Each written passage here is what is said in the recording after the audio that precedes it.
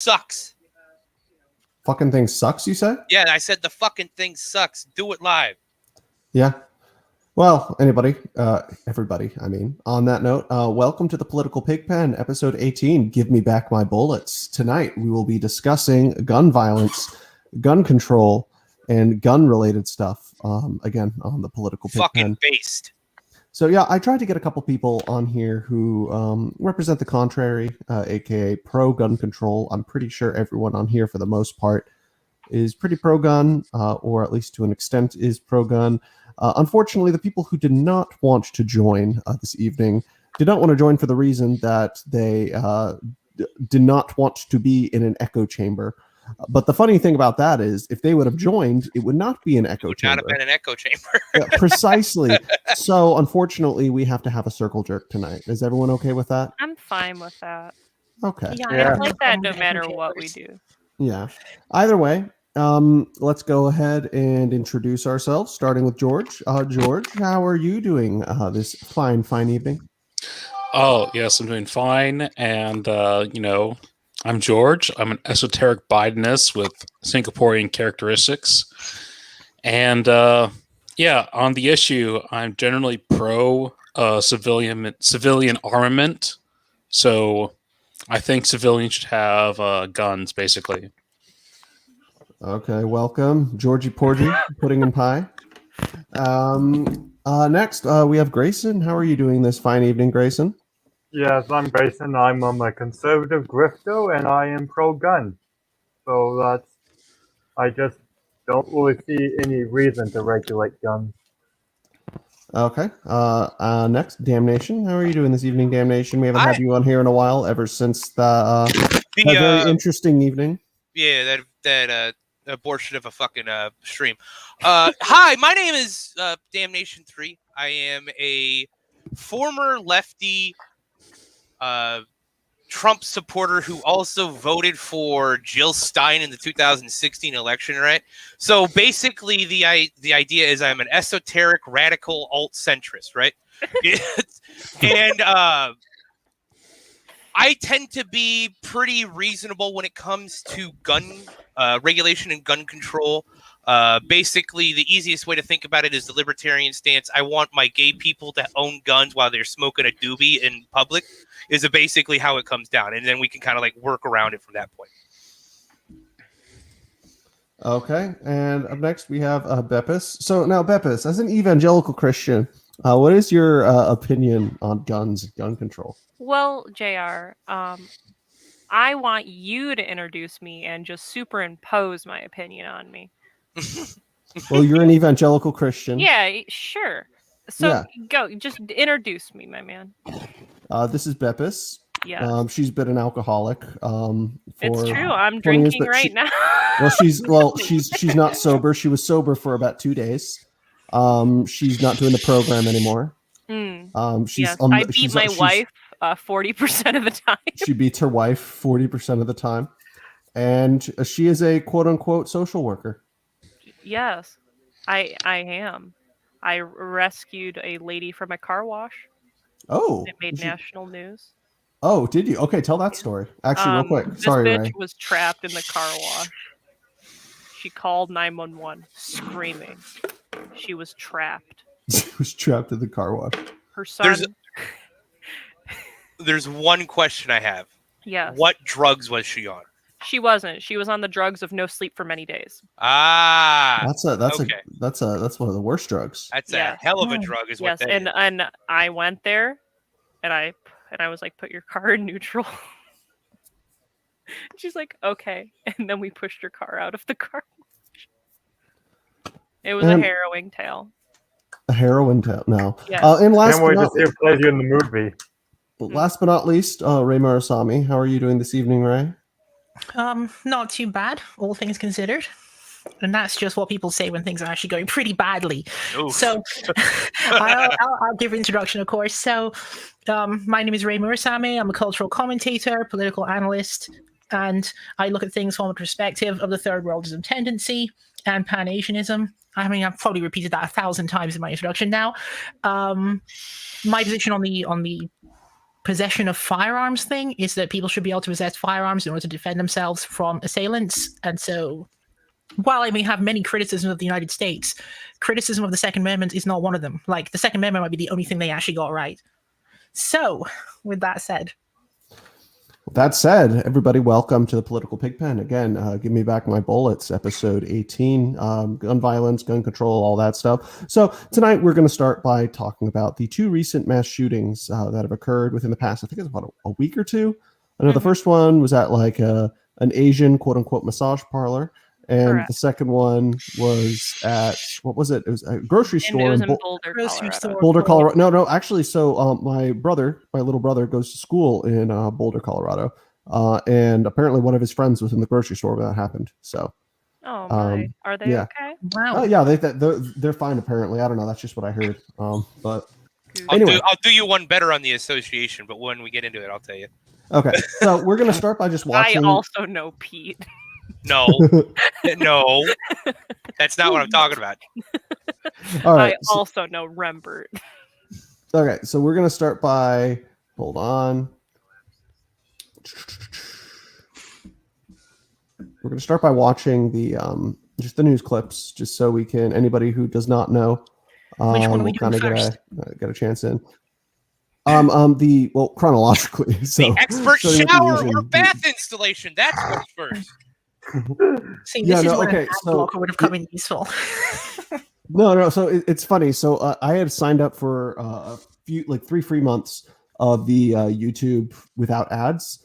Mhm. And I remember before that, I barely got ads. I would get ads, but then, so I'm convinced. So ever since it expired, I'm getting ads all the time. So I'm convinced that anybody who signs up for it, and as soon as they stop signing up for it, they They purposely make up for like lost time. quadruple the ads just to annoy you into signing up for it again. You I'm know, one- if I was going to design an algorithm, I would design it that way too. yeah, no, Exactly. it's actually pretty brilliant if that is the case. But yeah, okay. So we're gonna start by watching expert shower and installer. lab installation.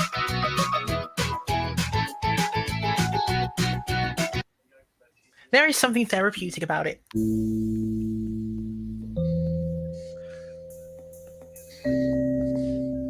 So 8 people.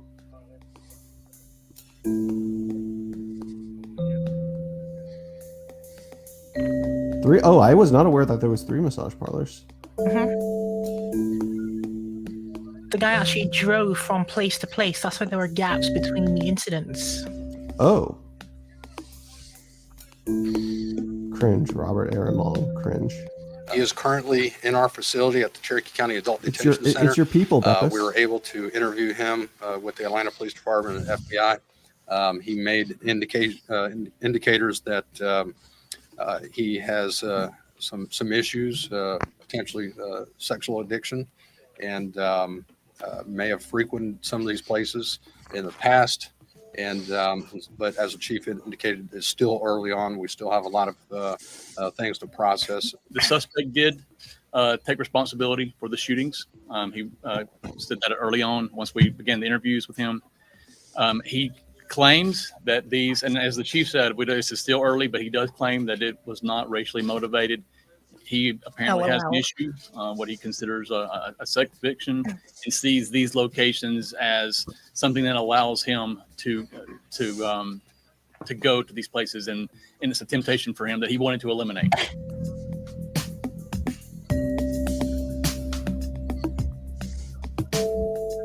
What a weaselly liar.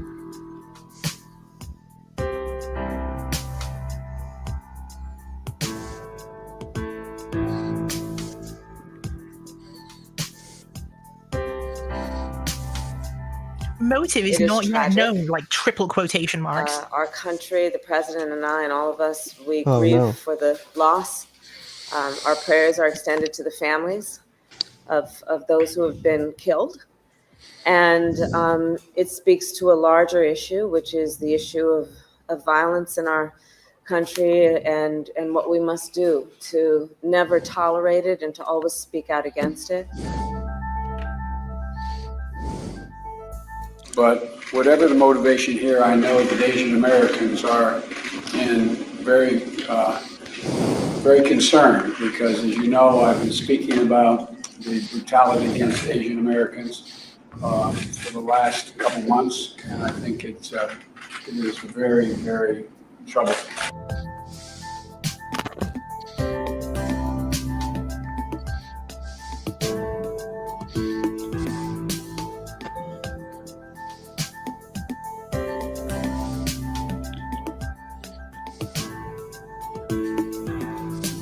Okay, so I'm just gonna say right there, blaming President Trump.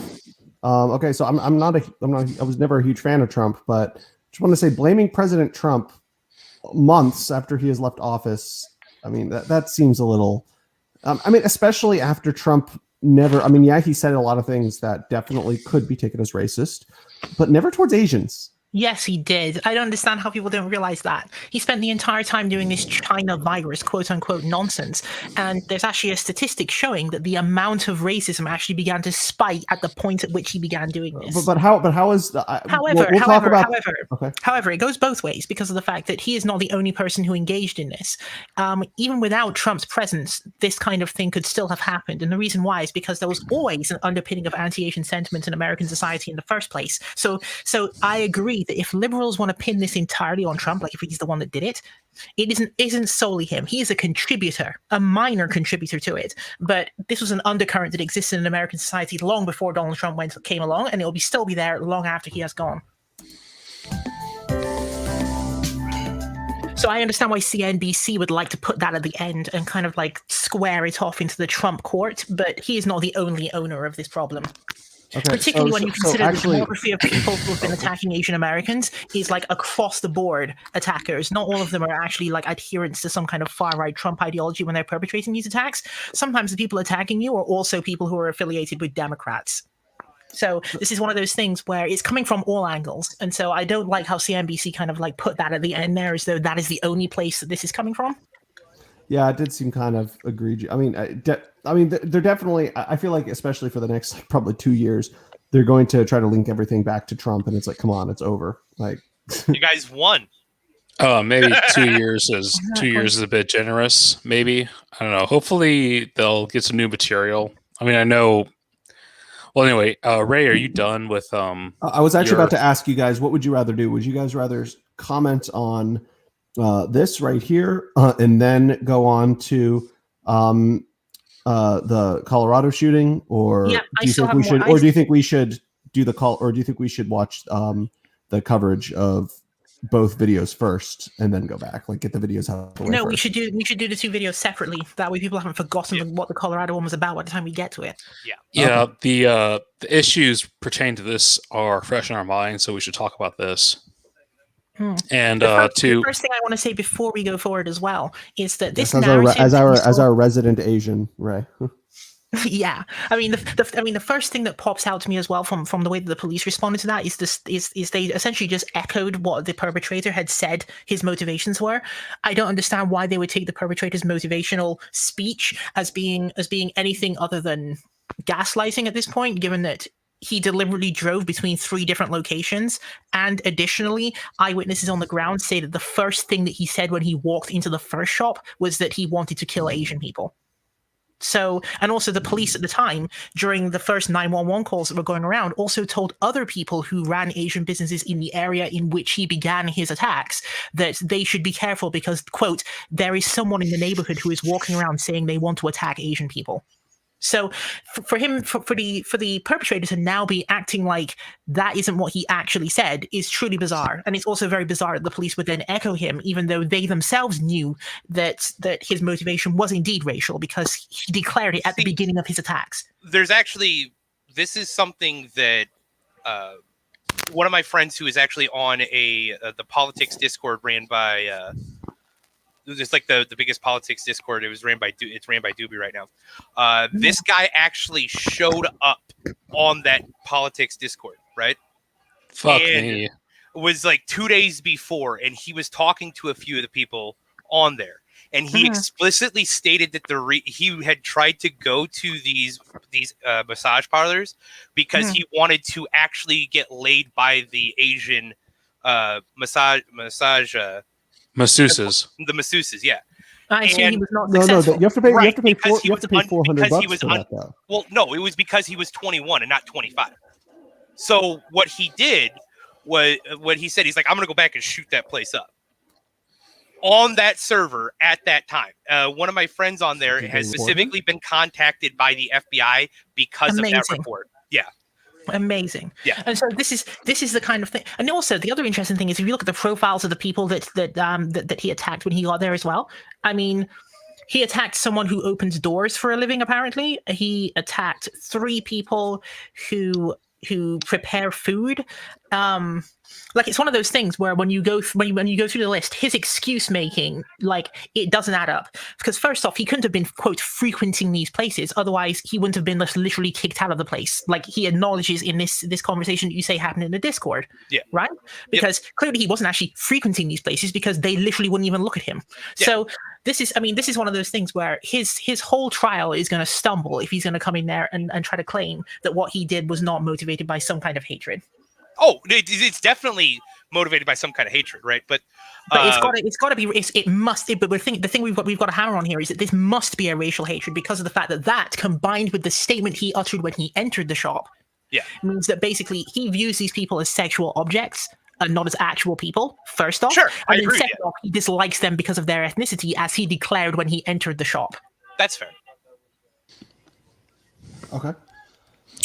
Also, on how this links to gun control. How this links to gun control. I should also just quickly comment on that because I know that the rest of the panel wants to cover it as well. So I'll just quickly put my position out, which is basically on the issue of gun control. What gun control would have prevented this criminal from carrying out the actions that he carried out? If he wanted to acquire guns, he could have essentially just got them from anywhere and used them. Like he's not going to consult with he's not going to consult with the police prior and be like, hey, I'm about to commit a crime. Am I allowed to? Like, that's literally not how it goes, right? Literally not how it goes. So the people who are on the defending side are the people who are usually disadvantaged by gun control measures, which is where and by gun control, we mean in this case the inability to purchase a gun without having to jump through 15,000 hoops that will make you take like 6 months to be able to get it or whatever, right? For the Asian American community, they need to be able to defend themselves like literally now, literally yesterday. So we don't have time for like having conversations with Democrats about, how can we slow this process down or whatever. No, it is ethnic minority people who need to be armed in this time in order to defend themselves. I agree. And then we also need to remember Koreans, man. Just start there. The origins of gun control in the United States are actually predicated on racist grounds originally. Oh, they were Jim Crow laws that specifically targeted African Americans to prevent them from owning firearms. And then one of the first major state mandates for gun control, I think, which is in the 60s in California, good old California, was because the Black Panthers were starting to arm themselves. And then one of the first... the Black Panthers were actually kind of they were kind of... they've done some pretty... I mean, I'm not arguing against that. I'm just saying that was more or less one of the motivating factors for instituting gun control in the first place. And also the National Rifle Association. Now, I don't know if the NRA's reason for supporting gun control was inherently racial or not. I'm not going to assume one way or another, but starting around that point, again in the 60s, the NRA was pretty pro gun control in the greater scheme of things, and has been, and even is. They've always been an explicitly establishment organization. They still are today. Like, I don't know. No, they are NRA, completely. They haven't done anything meaningful for the right of self-defense and. Yeah, no, they're like one of the terrible. They say they're for gun rights. They're not. They're not good. They're FUDs. They're not good at advocating for gun rights. They're FUDs. Yeah. But either way, the origins of gun control are inherently racist, very similar. And so this isn't me, at least within the American context, yes. Yeah, and this isn't me arguing like against abortion or anything here too. This is just me saying the fact. No. Listen, but this is very similar to how abortion. I guess in the Margaret Sanger context, correct. Yeah, it originated out of the eugenics movement too. Yes, I suppose. So So I'm parsing out from Ray's diatribe or spiel or speech or whatever you want to call it. I think some essence we can derive from this. I think gun rights should be something that should be untouched in the American system because minorities are not going to feel adequately represented by state security services, and so they're going to want their own. They're going to want their own means to defend themselves versus attacks like this. And in this instance, I imagine Atlanta or whatever like neighborhood these attacks occurred in, the police forces are majority white, or well, certainly. I'm pretty sure Atlanta has majority black police department. Oh yeah, I was going to go off and say that That would probably not improve the situation. They wouldn't have adequate Asian representation for this case, and so the Asian community, to the extent that that thing exists, that thing is a coherent entity, it wouldn't feel properly defended by this state security service. And so, how large is the Asian community in Atlanta? Off the top of anybody's heads, anybody know what the Asian community? Do you know, like, where is? Because I know a lot of it's East really, Asian communities within large cities tend to self-segregate. Well, yeah, okay. Well, it doesn't really matter because I think it's fair to say that there isn't adequate representation in the security services. Is there not? What are the demographics of Atlanta PD? I mean, I'm sure that's probably correct, but if you're going to make the assertion, what is it? Well, I don't know. I'm just saying that I'm just guessing. This is an educated guess because Asians don't really concern themselves with state security issues in the United States, at least. So if you guys want to trust Wikipedia here. I'll take it with a grain of salt. Yep. So it says male 82%, female 18%, African American black 58%, Caucasian white 37%. It doesn't go down any further. So it'd probably be black and Hispanic white. Yep. Hispanic 4, Asian 1%. Asian 1 guy. Yep. And Atlanta's probably like what? Maybe like at least 5% Asian, at least. Well, it depends on what you count as Asian, like East Asian, or does that encompass? Or South like, am I considered Asian because of the Middle Eastern, or like, what do you mean? Are we talking specifically East Asian? As I said, it's Wikipedia. No, we're okay to include South. We're okay to include South Asia as well, considering Southeast Asia and East Asia. Or are we including Central Asia and Western Asia as well? Well, Central Asia is the Middle East, so that's western part of it. Central Asia is the Caucasus region. Exactly. Central Asia is like the former Soviet Union state. No, that's like India, Caucasus regions that's Central Asia, and then you have Western Asia, which is Caucasus regions and India. They're not. That's not considered. I suppose India is kind of more south. Okay. Wait. Okay, look. As the only racist on this podcast, I can say that Caucasians and South Asians are probably genetically distinct. Now that that's covered, the crux of the matter is that Asians aren't properly represented in the security services of Atlanta, and so because the nature of democracy, I don't think there's going to be adequate representation of Asians in the security services ever, basically, unless there's like major demographic changes in Atlanta. So I don't see happening anytime soon. Yeah, given that, I think that a liberal gun regime should be, in fact, just to afford these minority groups means to defend themselves. Asian demographic via U.S. Census is 3.9% in Atlanta. Cool. So let's go with 4%. Sounds good to me. Okay. But yeah, nobody disagrees with like the fundamental current that these underrepresented minority groups should have extra state means to defend themselves. Correct? No, I mean, when you say extra state means in the sense of that all citizens deserve that right, then as long as they're U.S. citizens, Ideally all citizens, but we don't live in a world of ideals, of course. Well, are you saying to give East Asian communities extra rights to self-defense within this situation? Well, extra or decreased rights, that's a matter of particular. That's like a matter of like particular political bodies. I say generally, every community should have the right to organize self-defense or have the ability to I'd access. focus more so on the individual sense, because that's what the right to self-defense is. It's an individual right. As an individual, each individual person, whether they be a minority or not, deserve that right. But humans aren't individual. What George is saying here is that, and tell me if I'm wrong here. You're saying that on a community level, you think that communities should be able to actually put up like literal physical gates across public roads and things like this, where you have to checkpoint your way through. Is that what you're saying? I think that'd be acceptable.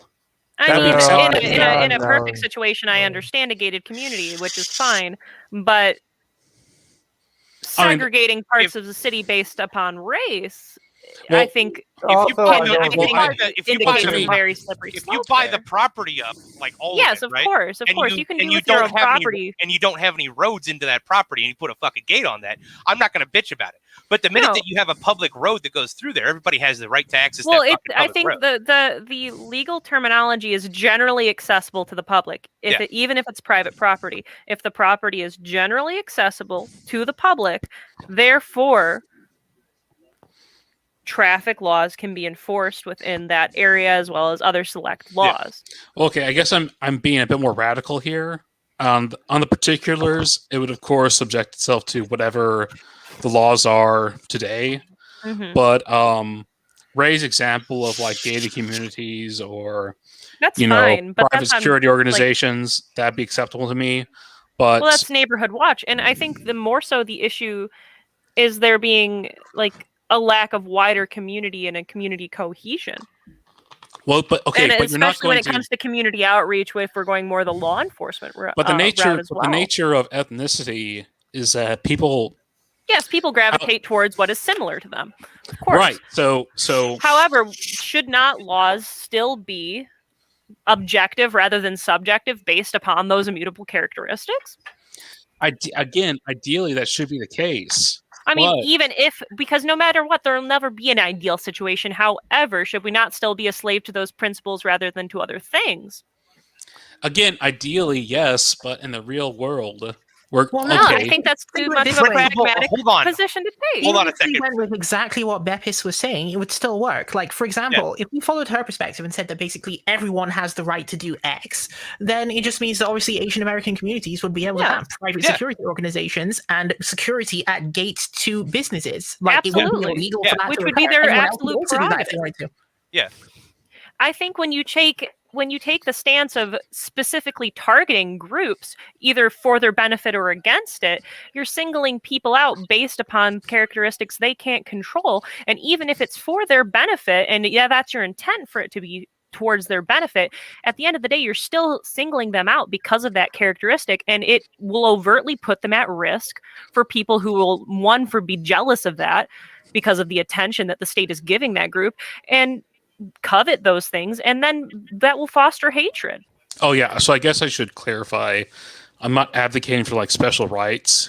I understand, but that's what I mean. Like, even like when a government body, I think, focuses on those things so much to a point where they're going to legislate based upon it, I think that sets a very dangerous precedent. Well, okay, we're talking entanglement that we shouldn't want anyway. Because think about it: if the state legislates a special ability for gates to be put up in certain ways, it means that they also have the capacity to regulate on those gates and take those gates away if they wanted to, which we wouldn't want them to be able to do. It would be better if they just went with whatever the law is right now in the US. If the law allows me to put gates in locations that I would already like to put them, then don't mess with the state on that. Let them continue to have that be possible for them for us to do, and then we should just do it. Or think of it like almost like this. Like, let's say a traffic stop, right? In a traffic stop, if you have a CPL, you have to alert the officer that I have a CPL and I'm carrying. Change the law we're in. All East Asians can have a gun in their vehicle. They don't have to alert law enforcement, and they don't even have to have a CPL to have it in the vehicle. But everybody else that law still applies. And you're gonna like that. That's not gonna work out if you target certain groups like that. Yeah, and it's going to create resentment and also misidentification problems Yes, because then exactly. you're relying on the officer to somehow discern the ethnic origin of the person they're interacting with at all times. And they I mean, know someone that- who's a quarter Asian and white, or quarter Asian and quarter European. Tim Pool. What about Tim Pool? Yeah, and he's Well, half so- and half. Exactly. People like that would get caught out constantly. Like, I think it'd be easy for me and George to get by on that one because there's literally no mistaking. I assume there'd be no mistaking that either of the two of us are Asian, right? But for people who are who are perhaps not quite so obvious to clock, they're going to be in trouble. Yes. So anyway, so to take this out of the abstract world for a bit, not to denigrate either of your points, this reliance on the state to treat groups fairly, that's a risky proposition given what I've observed in other parts of the world through reading, admittedly, not like I haven't traveled across the world, but so in Indonesia, the overseas Chinese community, ostensibly, as I understand it, played on a fair economic ground with the indigenous Indonesians for say that five times fast. Indigenous Indonesians. Yeah. So the Austronesians at that point, the indigenous Indonesians without any Han's influence. Right. So anyway, they played fairly with the Indonesians under the Suharto regime for about 80 years or so, however long his regime lasted. It felt like it might have been 80 years. Yeah, again, I'm kind of fuzzy on the numbers, but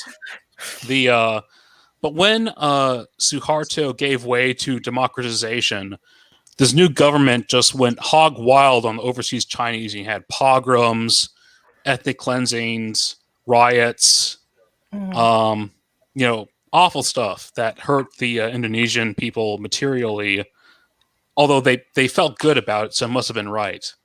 But anyway, so yeah, this reliance on state structures to guarantee minority rights, I don't know. I think a liberal regime on guns would better protect minority rights than whatever the attitude is of the state on any particular decade.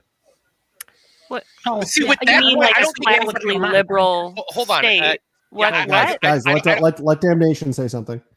I don't think anybody disagrees with you as long as it's equal for everybody across the board, right? And individuals can decide between themselves. Well, okay, Damnation just to interject. Like clearly in Indonesia, the overseas Chinese, sure, even though the laws ostensibly were fair and equal, the overseas Chinese performed better than the indigenous Indonesians for whatever reason. Right. Whether it's cultural institutions or HBD issues, it's immaterial. The effect of the matter is they perform better than the Indonesians.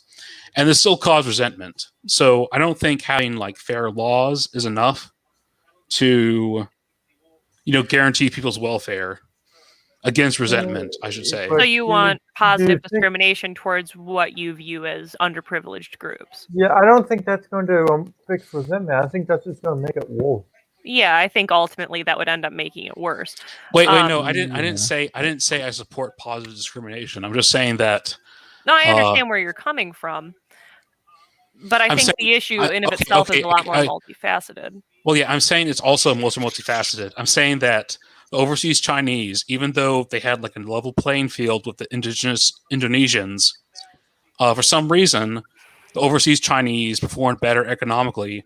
Like absurdly better economically than the indigenous Indonesians, and this caused resentment, which boiled over at the end of the Suharto. I get those two mixed up. Mm-hmm. The regime that allowed this to occur, and then it ended in like pogroms and like tragedy for thousands and millions of people and riots, and so. To rely on the particular regulations of the state, whether in this case it was a sensibly equal playing field, and I don't know if in fact the Suharto regime had favorable discrimination to overseas Chinese. I don't know if they actually had that. So I don't expect them to have that. So I think that unless you want to have positive discrimination, which supposedly would alleviate this resentment, which I think in the United States you can see that doesn't work. I think that a liberal, which means people can access guns at will, basically, or generally basically you can take issue with particular details. You should say liberalized so as to avoid confusion, because when you say liberal, people keep thinking capital L liberal, which means the restriction of. I think I'm picking up on where you mean where classical liberalism. And Yeah, like Jeffersonian liberalism, like Mr. Dark Enlightenment over here. Yeah, that's yeah. Well, this is a big thing I tell people too. Like if somebody gets their house broken into, or they're assaulted, or they're just generally afraid, like they're being harassed by an ex or what have you. Or Bepis. A big thing that I always tell people is you are your own first responder. You're the first person that is going to be in your immediate vicinity that can affect change upon your situation. I could be less than 2 minutes away from you, and guess what? A lot can happen to you in 2 minutes. So what are you going to do about it in those 2 minutes? And so then my main... give people like the closest gun store, or they have Mace at Meyer, or this is a class you can take for self-defense, because at the end of the day, even if I'm a block away, you can still get very, very hurt, even if I want to get there as quick as I can to help you. So you got to take that first step. And that's my main problem with people who are saying, "Oh yeah, no, you don't need guns." Or I know most people, at least what they say. A lot of people say, "Oh yeah, we don't want to take away all your guns." So I'm just going to take that at face value and just assume that that's what they're saying. But either way, even if you don't have access to a gun, you have people who are trying to restrict people's rights to have a firearm, or at least do waiting periods or something. But then at the same time, because the thing is, they're saying, no, you don't need this this tool for self-defense because we have cops nearby, all of that stuff. You have home security systems, all this stuff. It's no, but again, exactly what you said. There is a lot that can happen within 2 minutes. It's if someone is breaking down your door, and you pick up your phone to call 911, and you are 5 miles away, and I'm coming from my station to, let's say, the trailer park down the street that always has a ton of issues. Your trailer's getting broken into before I get there, even if I'm going 90 miles an hour down the street. So what are you going to do in the 45 seconds it takes for me to pull into your driveway? Especially in the rural areas, because it's cops have been some areas in the U.S. which are 90 minutes away. No, I completely agree. Today, there was an issue. Rolling domestic is what we call them, people having a domestic issue inside a vehicle. On the freeway, this lady calls saying there's a man hanging from the passenger side door of a car. He's being dragged along the freeway, and he just got ran over by the wheel. And I'm at the station, and this is in our south end of where I work, which is an extremely rural area. And I have to get onto the freeway to drive there to even get to where this person is at. And we found them several hours later, high as fuck in the woods, scratched up with a broken hip. So that's what I mean. It's you got to help yourself first and foremost. It doesn't matter how bad I want to get to you. It's not going to make me get there any faster. It's like people are trying to deprive others of their agency. Yeah, almost. And I think it's also an like they're trying to deprive them of their agency. I think it's a very it's a very classist point of view too. It's why do you need to defend yourself? It's something along the lines of just have the maid do it. You can't conceive of a possibility of being afraid enough wherein it's such a classist thing to me. There are some people that live in Detroit or Chicago, in the poor areas of those cities, that when they hear a boom, they, automatically jump to the floor because they know they got to be low down because a bullet might be coming through their freaking house. And they might actually have to return fire. Yeah, and here's the thing. So you have law-abiding, let's say you enact some kind of radical gun gun law or whatever, like Mhm. severely restricting guns. Yeah. Either way, if a criminal is going to do something criminally, if they're going to They're commit a gonna do crime it. that involves a gun, they're going to find a way to get that gun either way. Exactly. Like, Yeah. it's like, it's like that is common sense right there. And then plus, if you restrict guns further, that's just going to create a black market. You look at the prohibition. That ended up creating, like, for instance, you have like Al Capone. You had like all these gangster organizations or whatever that, like with the peddling around booze, all that, and then that Also, actually a lot that of led to anti- that. No, Well, that go led. on, Hold on, let me sorry. finish. That led to a major spike in alcohol-related deaths in alcoholism as a whole because they were putting all these restrictions on it. That led to even more problems. You see that today with the war on drugs. There are, ever since the war on drugs began, there are more drug-related deaths than there were before the war on drugs per capita. It does the complete opposite effect. I think you're going to see the same exact thing with guns as well. Plus, on top of that, you're going to have people who are unable to defend themselves. Yeah. So that's going to make things even worse. Well, you also make it extremely expensive because that's probably the route they're going to go. Make it where you need tax stamps to have certain things, and to where at that point only the extremely wealthy and well off will be able to actually own and purchase firearms, which to me, the firearm is the great equalizer. And if anything, it needs to be accessible to the lowest denomination in society to equalize that possible playing field. So to your narrative on the not drug, but alcohol prohibition in the 1920s and 1930s isn't entirely correct. The deaths from alcohol-related diseases declined during the prohibition, and I don't think they didn't reach pre-prohibition levels until the 1970s. And the deaths of rot gut did go up though because people were making some bomb ass moonshine that was basically rubbing alcohol and it rotted your belly out and you just dropped. And then also on top of that, to kind of like springboard off of that point, the amount of organized crime deaths. Fucking the organized crime. That was my main point. The organized that was crime my main thing. point. The organized crime thing, I've read that could have also been attributed to urbanization during the 1920s and 1930s. Probably contributed to it, but okay. But no matter what, there was going to be a market for it. And when you make something that's extremely popular illegal. And furthermore, the deaths from rock gut, I don't think in total over the period of time we're talking about would equal the probably lives not. No. saved No. from like other alcohol related. Yeah, so but prohibition wasn't this complete failure as Politicrat made. No, I think more so what he's getting at though is when you make something that's extremely popular illegal, which alcohol has been a part of human society for thousands of years and is extremely integral because humans like fucking themselves up. It's just the reality of what we are. I enjoy being drunk. Exactly. Drunk, high, whatever. Yeah, I think we all do. Is that when you make something like that illegal, which everybody likes to do, whether they admit it or not, is to alter themselves in some way, shape, or form. It makes it almost exotic and it covets it in a way that makes people want to do it even more. Like, how dare you tell me I can't do that? So now I'm going to want to do it even more. And not only that, but it creates a massive market because people want it.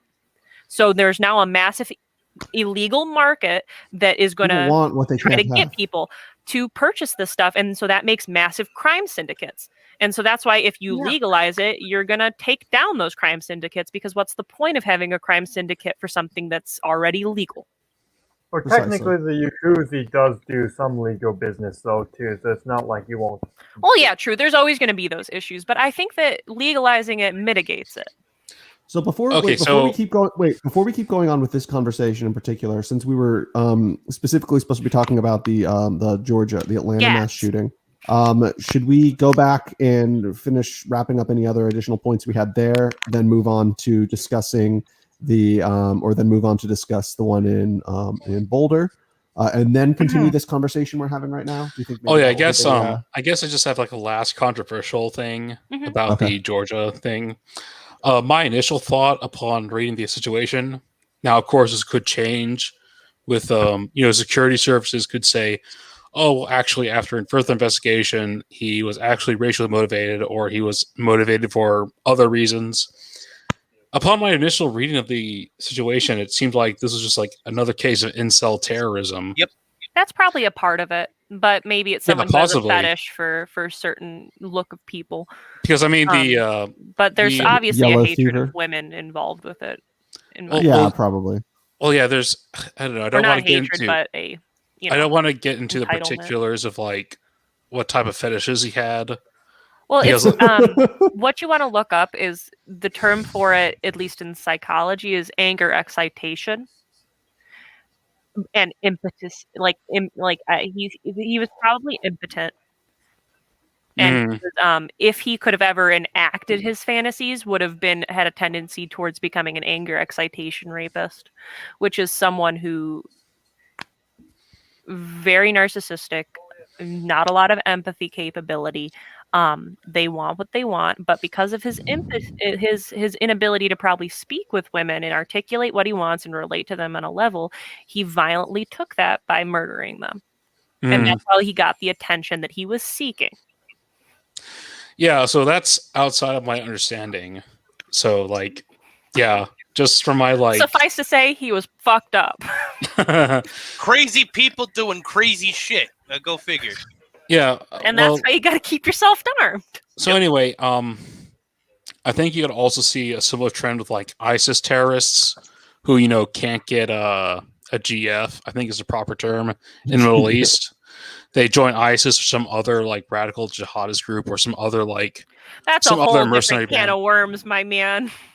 There's Yeah, probably maybe. some overlap, but I think that there's definitely a slight difference. Like the same type of people can go on those same circles, but there is some aspects that are mutually exclusive. Yeah, that's what I'm getting at. It's like these groups will appeal to people maybe that not, are already at risk to becoming those types of things. Yeah, I guess what I'm trying to say is like extremist groups attract like guys who don't have like anything else going on for them, so to speak. Well, there's also a big conversation to have about mental illness and like the genuine aspect of people that become really fucked up like that, and they can't. This is something like we're veering onto a topic that we should probably save and discuss after we cover the Boulder shooting. So yeah, I'm done, and I guess anyone wants to sound off on what I said. Well, yeah. Does anybody have to, as he said, sound off on what he had to say, or have anything else to add with regards to the Atlanta shooting? Yeah, I've got one more thing, okay. Which is that I've seen from some people who probably self-describe as social democrats, many of them saying that to proceed in a direction, allegedly, to proceed in a direction of arming up would be counterproductive to their own political agendas because something, it won't solve anything, except it totally does solve everything when you're able to actually repel an assailant. I think many of these people have a fundamental misunderstanding because they think that the assailant who is coming to do random horrible things to you is somehow a reasonable actor that you can somehow make stop fighting you without having to actually threaten them with violence in return, which is completely ridiculous. But you'll often hear the argument be something like, oh, you could just insert name of thing here, like the one that Bepis mentioned, for example. Oh, you could just call the police, but of course the police will take 3 to 5 minutes, perhaps even longer, perhaps even half an hour to reach, depending on where you are, and they'll never get there before you're already like completely fucked up. So much can happen to you in like just 30 seconds. And then there's the thing with, oh, you could just have an alarm, and the alarm will go off, and then because alarms have bullets alarms in them. will definitely stop an assailant who he's already announcing himself and is kicking in your door. Do you know what it's like? It reminds me of this. Kicking in the door, then they're already aware that you know they're there. So an alarm going off at the same time is not going to prevent them. Be like, oh no, I believe that I've been seen, right? It reminds me of this SNL sketch that back when SNL was like actually pretty funny, and it was like a gun-free zone sketch. It was like order your gun-free zone sign right here so you can stop shootings. And so it was like somebody ordered like a gun-free zone sign and put it in their house, and then you see somebody coming like in with a gun, and then the person the owner of the house just smiles and points to the sign, and then the guy with the gun is like, "Ah, oh, damn it!" Damn. Walks away. I do have one closing point. There's a massive difference between somebody who breaks into a house that they know is empty and somebody who breaks into a house when they know somebody is home. Exactly. And those types of people are different types of people. And the person who breaks into a house that they know somebody is home is not the type of person who is going to be a reasonable actor, and you need to be prepared for them. Exactly, 100% That's a agreement. fair point. That's a good point. All right, so should we move on then to the Boulder shooting? A firm, good buddy. Okay. Yeah. In the meantime, does anybody have any like last Last word. No, that was it. any last words? Let's move on. There we go. There's some last words for you. Let's move Good job. on. Okay. On that note, what's up?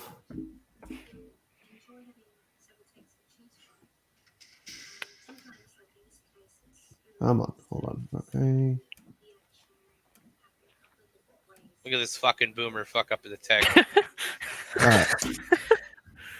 Oh no! Oh no, not Sean Hannity. Look at This his is the first thing that pops up. After a shooting at a supermarket Speaking in of Boulder, Boomer, Colorado. He was the He's very like the latest biggest in boomer scene of is all our time. Does he Alicia vape in this Cunha one? Is with us. Alicia, terrible what we're hearing. You just had a press conference as well. You were attending. Yes, and good evening, Sean. The Boulder police commander here telling us that, yes, in fact, they did lose one of their own tonight. One of their officers killed in the line of duty while responding to the shooting at the King Soopers here in Boulder.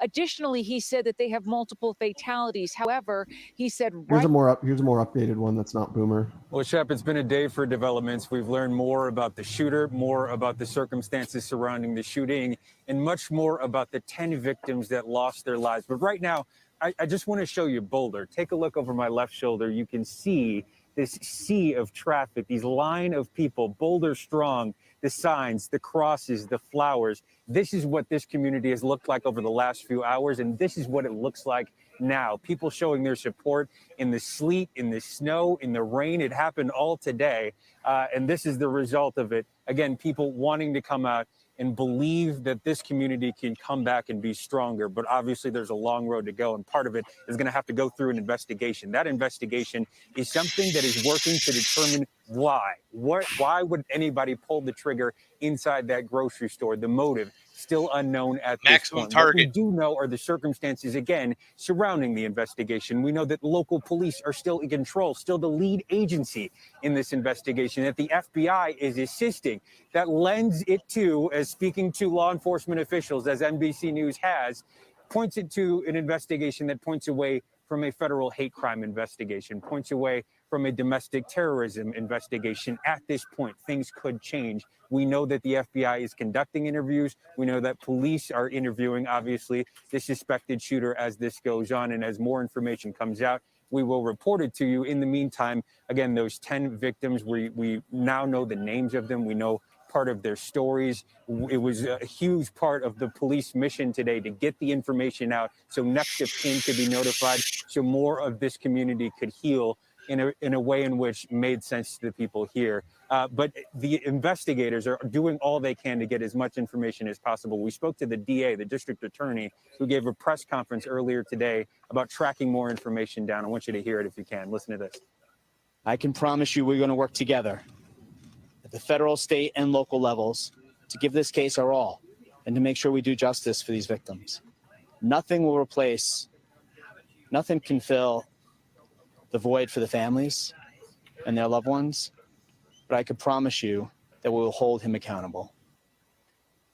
Meanwhile, the 21-year-old shooting suspect was shot in the leg, was held at the hospital for some time, now taken into police custody. He's facing 10 charges of murder. Shepard Smith here. Thanks for watching CNBC. You're welcome, Shepard. Okay. I don't even know who Shepard Smith is. He wasn't he like the token liberal on Fox News and then like left because No, some other guy. That's mainstream media, man. I don't watch that garbage. Yeah, neither do I. Yeah, what are white a million years ago? Yeah.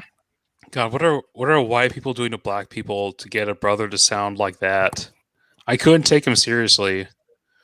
Either way. Oh, like Don Lemon. Oh, What? by the way, No, like just the way he like sounded, it was just like, what the hell? Who? The main like news guy. He was just talking, dog. Yeah, but he sounded. Yeah, but am I going crazy? You sound I think like you're going a little. I think you're putting too much into racist the way stuff. I think you're putting too much into like the sound of his voice. Like sometimes people just talk like that. Oh my god, he sound like you needed to go into a toilet. You know what I mean? Like in a swirly. You saying he was like a nerd? Yes. You gotta bully him. Yes. And throw his ass in a locker. Yes, he didn't. Oh man, I don't know. Well, I'm sure you send him an email and tell him you want to bully him. I'm gonna meet you outside after school. Yes, I'm gonna send him. Take his lunch money. I'm going to send him an email saying, on behalf of the white race, I'm sorry. Oh, God. On behalf of the white race, I'm sorry you got like the worst like voice genes from our side. I don't Sorry, know what man. parts of the white race he speaks for, but if they're counting my people, he doesn't talk for us. Well, he doesn't speak Our for Middle us Eastern, either. JR, our Middle Easterners white today. I mean, I don't know what white. I don't is. know what I don't know what white. I think we can join the white race today. I mean, When the back in the Turks are day, white today. back in the day, there was 3 kinds of whites. There was the Nordics. You had the Alpines and the Mediterraneans. That was back in the. So we're going the Mediterranean. The Turks and Italians are white today. No, but that was So, I back mean, in like the basically, whole what is the name of the pseudoscience. perpetrator in this case? Pseudoscience, racial taxonomy. Yeah. But Does either anyone way. actually said the name of the perpetrator in this case? Like, read out his full name. Oh if you yeah, know it's what I like, mean.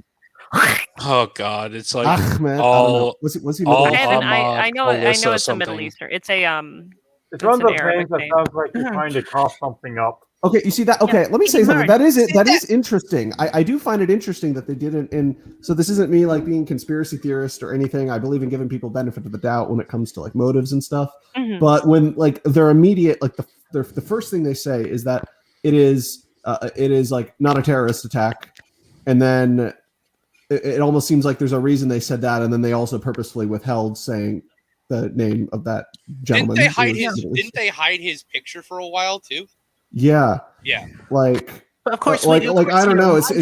I don't know. Do you think there's like a kind of a reason behind that? Like they're I don't know. intentionally. Probably I don't know, Probably just in this case, it's just different media outlets. Yeah. doing Like I different- mean, you shouldn't. I mean, for instance, if like there's a Middle Eastern guy who goes and like does some kind of mass shooting or whatever, it is. I mean, I don't think that you should assume that like jump to terrorism as the immediate. Sure, I agree. Like that, I don't think that that's fair. However, at the same time, at least from a rational perspective, that would, I guess, be a reason. It shouldn't be off the table that we look It's down. definitely not. Like I mean, Yeah. I understand it is reasonable that somebody would I would make that say- interpretation, given given things that have happened in the past. Like I mean, it's I not would a say- particularly unreasonable conclusion. However, I don't think you should make like a definitive assumption.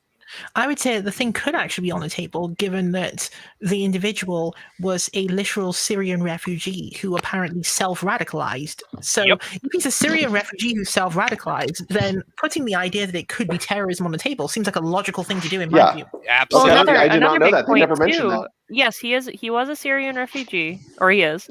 And another big thing, Biden just drone struck Syria, and then like what, 2 weeks later, this occurs. I'm not saying there's a direct correlation. But However, wasn't his drone strike? I could be wrong, but wasn't Biden's drone strike on Syria actually in retaliation to Syria attacking troops? It was perhaps. It wasn't but against- regardless, Well, right, I'm but saying we're that dealing you with a have radical, a Syrian refugee within Yeah. the United States who was slowly but surely radicalizing themselves over the past however long they've been in the United States. And he wasn't an explicit member of ISIS, to my knowledge, at least from last I read up on this. But he was very much so inspired by ISIS rhetoric and as well as Islamic extremism. And at the very least, this does appear to be some sort of lone wolf attack inspired by Islam. So, Politicrat, the attack in Syria, it was against supposed Iranian Revolutionary Guard Corps proxies. And, you know, whether innocents of Syrians were killed, I mean, this country, like, firebombed Dresden and Tokyo, so I don't think we're going to care about, like, people whose names we can't pronounce getting killed. Not only that, but we shouldn't expect that if it is a terrorist-related incident, we shouldn't expect that the ones who are perpetrating these criminal acts are actually going to be logical in their foreign policy views. Because, Bingo. I mean, think about it this way. If this guy is going to claim later on, because you never know whether he will, but if he's going to claim later on that Biden is the one who somehow enraged him, I mean, Biden is literally doing half of his work for him by accident. So why would he be enraged with Biden? You know, if he did say, I mean, Biden was hitting the IRGC. He wasn't hitting like some Al Qaeda offshoot or something. yeah, you know, if this guy did say Biden enraged him, it wouldn't surprise me because Biden's been pissing off, you know, crazy conservatives, and pissing off progressives. He's just been pissing off everyone who has like a bad opinion. So I know he's been pissing off people who build stairs too. Yeah. What is it? 3 times. God damn it. That looked like he fell hard too the first time. That poor guy. But either way, That's like okay. the So Gerald this is. Ford Let me moment. play the devil's advocate here for a second. So, or Are I the guess maybe infidels that's about worth jihading? Yeah, are the infidels worth jihading, guys? Let's discuss. Yes. No, I'm kidding. I'm kidding. No. Well, But, the lesser jihad or the greater jihad? Come no, on greater now. jihad, of course. Greater jihad. I Lesser agree. jihad is Greater a little jihad Go- for the win. Go big or go home and Let's jihad. just, no. That's- Honestly, let's just. The let's greater just- jihad is the struggle of the self. The lesser jihad is when you kill people. No, but either way, so the thing I don't get, so it's possible again that it is some sort of it is linked to radical Islamic terror. That's a possibility. But then, if that is the case, then why a grocery store? Why? Well, why what is- Targets. Well, okay, yeah, Soft exactly. targets. Yeah, exactly. Damnation. Why a grocery store? Why a church? Why a mosque? I mean, a church Why- makes sense, but Yeah, like, Well, again, these are just like soft targets, basically. Well, if you have Okay. a guy who's a lone wolf, so someone like this is a loner. He probably doesn't have a lot of friends, and he Maybe that's feels the very reason. obsessed and intricately focused on what he views as the ideology that matters to him. That's what makes him feel full. That what makes him feel loved, and that's what he thinks is under threat. And especially as a man, he feels the need to protect that. well, I think So what he for needs to him, like realize- someone I like think- this, I think what he needs to Maybe it just consider hates the line. is that what he needs to consider is that maybe the lesser jihad are the friends that we make along the way. but for someone like this, I'm gonna say they're probably very disorganized. They're a loner. They're disorganized, and at least in the sense of they want to do something, but they probably don't have a lot of time or resources to accomplish it. So what's the easiest thing they can do to alleviate their feeling and to accomplish what they perceive as their ultimate goal? Go to fucking Kroger and kill some people. K. Roger time. Yep. Yeah, the nature of his attack doesn't show Because that there's any no matter what, organized- there's going to be a lot of people at the supermarket. It's the easiest go-to besides a school. Yep. You know, I think we Especially need to- during COVID when everything is closed, stadiums closed, theaters closed. There's going to be Fair. people at the grocery store, no matter what. Go ahead, Ray. Yeah, no, I was pretty much agreeing with her. I would say that in this case, I think like the U.S. should put more resources toward defending precisely those positions because of the fact that they're going to be the most under threat. I mean, especially now, given that since if it is discovered that this guy was carrying out a terrorist incident, then there's going to be copycats, unfortunately. So the U.S. needs to be aware of that and put like police just in location waiting for this nonsense to happen. Well, another big thing too, the majority of grocery stores you can't open carry in grocery stores, or they're explicitly gun-free zones, like in the majority of Walmarts. You will be asked to leave if you're open carrying, and Well, I some mean, you I've heard can't even conceal. I mean, I've heard people making an argument for not banning the carrying of all firearms inside these locations, but make it so that the only kind of carry you can have is a concealed carry. That way, if a mass shooter comes is in, reasonable. you know he is the problem because he's the only person that's going to be open carrying at the start. Which there's a big issue with it because technically it's private property, but at the Yeah, same it's like time, for the the same majority thing, of it's like people where- are going to be like, well, I'll just avoid going to that store. And I'll tell you what, like my local grocery stores, they say we don't like the Meyer, like the Fred Meyer. And they're like, we don't want any guns. You can't even conceal carry in here. Well, I walk through the door and it doesn't stop me. You're immune to that sort of thing. No, when I'm off duty, I don't whip my badge out at the fucking autistic at the cart attendant and go, yeah, no, don't talk to me. I have this, that. Like, no, I just walk in and nobody said, and well, I'm concealed carrying. Nobody can see. That's the point, is that literally everybody could go into that store if they're properly concealed carrying, and they could all be carrying. Literally just saying, we don't want any guns in here does zero unless you're willing to put armed people at the front and enforce it. Wait, they actually don't have metal detectors and stuff like that to enforce their supposed no? No, they just put a sign up and say, no, not in here. That was and the they joke. ask That was people like if they see it to leave. gun-free zone joke. That's truly insane. Yeah. That's what the majority of gun-free zones in the United States are. They're just signs. They're just signs. Like at the local mall, there'll just be a little sign, little placard that says it has a gun with an X through it, and it's a gun-free zone. You're not allowed to have one in. She's not even exaggerating. That is literally all. No, and this is how it's handled by the police. So the private business will call and be like, "There's someone with a gun. They're not doing anything. We want them to leave." They don't get charged for having the gun. They were like, so let's say I show up to the local mall and I'm like, hey, the owner doesn't want you here. They want you to leave. Can you please leave? If they refuse to leave, then they're trespassed off the property because they haven't actually committed any type of crime with the gun. They're allowed to have the gun. It's like wearing a mask. It's like refusing to wear a mask inside. Trespassed off the property. Yeah. And that's how it's handled. But there's no metal detectors. There's no armed personnel. There's nothing that actually explicitly enforces it, save for a sign. That's absolutely whack. Yeah. That's actually so. I don't know whether anyone in the audience is now hearing this for the first time, but I mean, I think I've learned something here today, which is I thought gun-free zones were nonsensical in the first place. Now I've found out they're even more nonsensical than I first imagined they were. Well, imagine an open campus. Imagine yes, exactly. Imagine a university, which is an open campus with dozens of buildings. And that's across, look at Michigan State University. There's dozens of buildings. It's 5 square miles of campus within the middle of Ann Arbor, Michigan. Mm-hmm. That's all a gun-free zone. Like 5 blocks worth of city property. What stops me from being in Ann Arbor proper and walking across the street into university property? Nothing. It's an absolute nonsensical separating these places, so anyone can just walk in and yes. do or carry anything they want. Yes. But there's a sign that tells you, please don't. Mm-hmm. Yeah. That's incredible. And the best thing the police can do is nicely ask you to leave. And if you refuse, they give you a ticket for trespassing. Literally. Well, that's how we handle the mask stuff, which I don't enforce any of the mask stuff. But if a business owner has an issue with it, we explain the private business owner doesn't want you here. If you don't leave, we're going to have to trespass you and you're not allowed to back. And they're like, well, I don't want to leave. Well, then we're going to force you to leave. And here's your ticket. Bye-bye. Amazing. And if you get too uppity about it, we might have to arrest. Then we put the beat down on you. Yeah. Taser, taser, taser. That's what we scream when we tase people. The radio, we're fighting. So like Goku, you announced that the fucking attack's coming, right? Jesus Christ.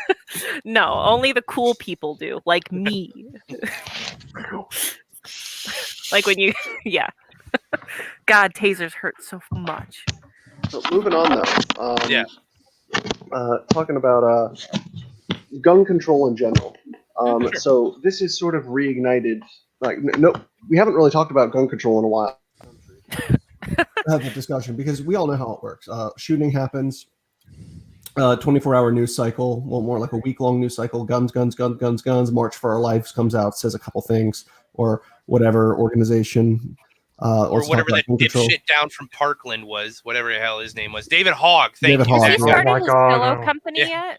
Oh no, okay. I just want to say real quick, his whole pillow thing, I thought that was hilarious. He basically realizes that he has nothing left to do. His movement more or less failed.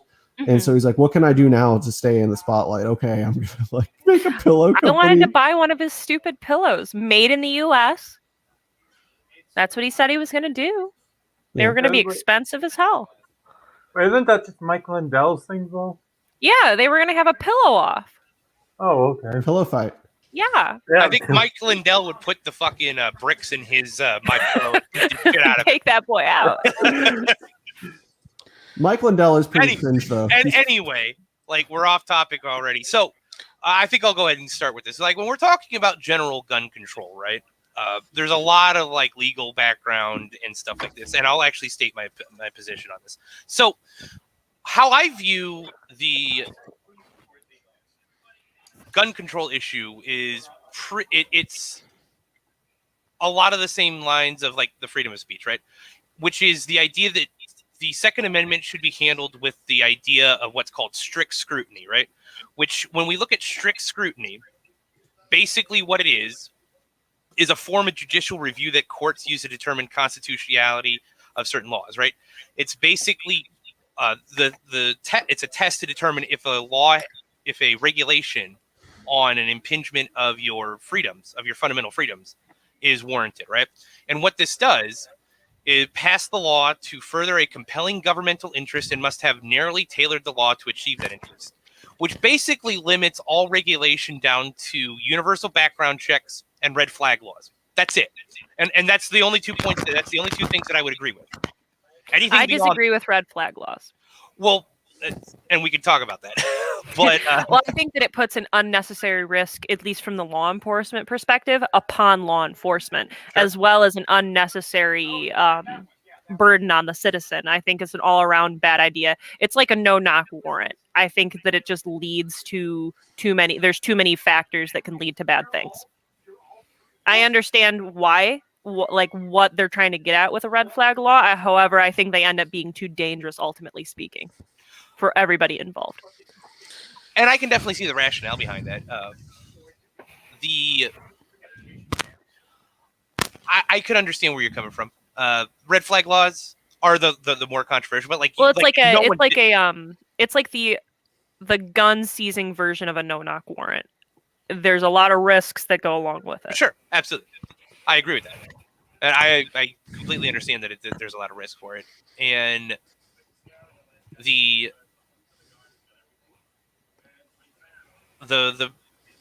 I'll come back to that. Everybody agrees with universal background checks. You name me one person that disagrees with the concept of universal background checks, and I'll call him a nut job.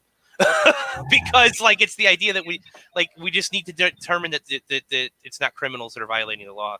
And that's pretty. Well, what are universal background checks? Because I mean, there's one thing if it is mandated at a federal level, and then it is another thing entirely if it's something that's at a state level. Because we need to remember, I'm fine with states coming up with their own kind of gun control laws, sure. Because that's how it should be. Because the thing is, you can't do a one size fits all law. There's because 2 points.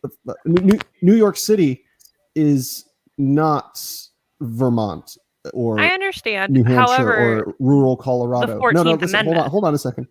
Well, The 14th but there Amendment. are different.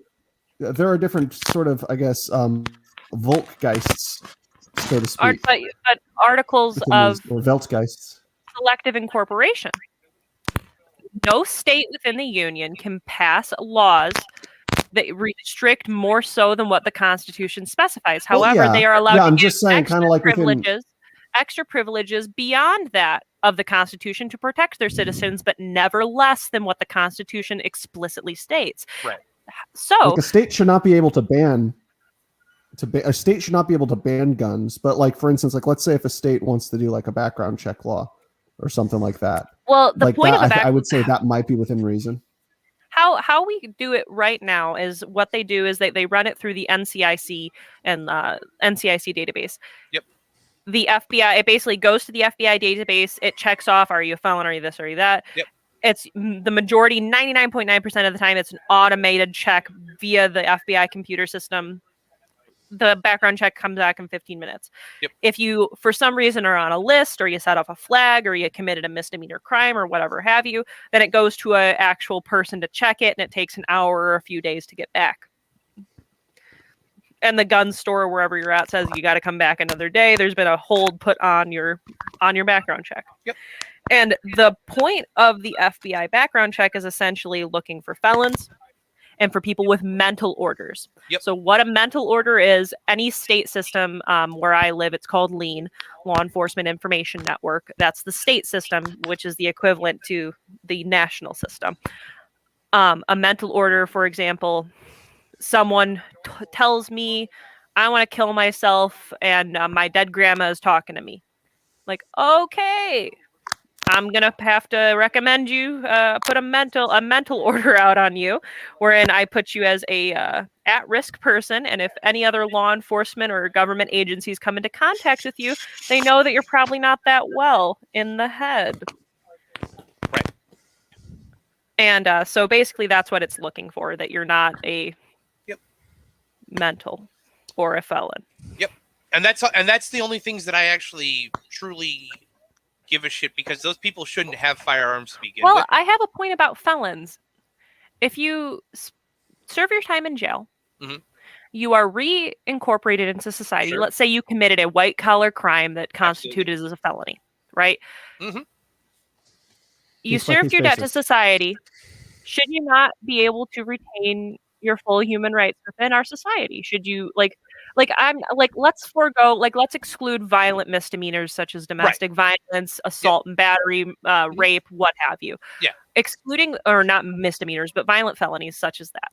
Excluding those, all other felonies such as like flee and elude from the cops. I drove my fast Charger away from the police vehicle, but they caught my plate, and then I now have a felony, like third-degree flee and elude in my record.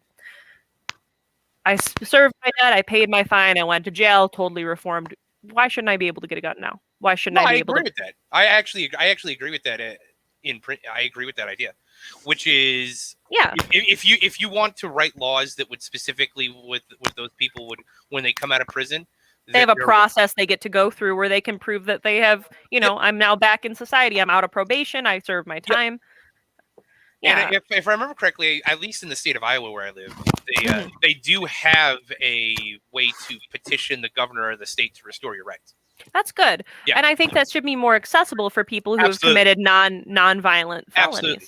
Because this is the question I have to ask to a bunch of people. Like, are you aware that some felons can apply to get their rights back? And they'd be like, no. Yeah. I'm like, everyone should fucking be aware of that. Yes, like, you should be absolutely. aware Like, of that. that's what our civics classes should be about. Your local laws and how you need to be able to properly function, and you can understand what agency you have, because so many people are created, like the system creates unbewitting criminals out of them just purely because out of ignorance, just that they didn't know that, oh, I got a ticket, I didn't pay it on time, now my license is suspended, I didn't even realize, now I'm driving around and I can get freaking arrested if I get pulled over. Yep. Hey, what if we just make it that for gun control, you can have any gun you want, but it has to be artillery only. Gun laws, artillery only challenge. So this is where we have to go back to Heller v. DC, right? Which is the Supreme Court case that kind of got concealed carry permits across the entirety of the United States, right? Which is the idea that Antonin Scalia specifically said that like all fundamental rights, you have the ability to reasonably regulate it, right? That's why I'm saying that the standard should be strict scrutiny for any sort of regulation on any of the rights that are in the Bill of Rights, the first 10 amendments, because what this does is you identify the really bad shit from happening, right? And you craft a law that only stops that particular thing, right? And then it lets all of the other legal citizens exercise their rights to the way they see fit. That's why it's fine to have someone license you, require the state to require you to have a license, that you go through proper training for it, right?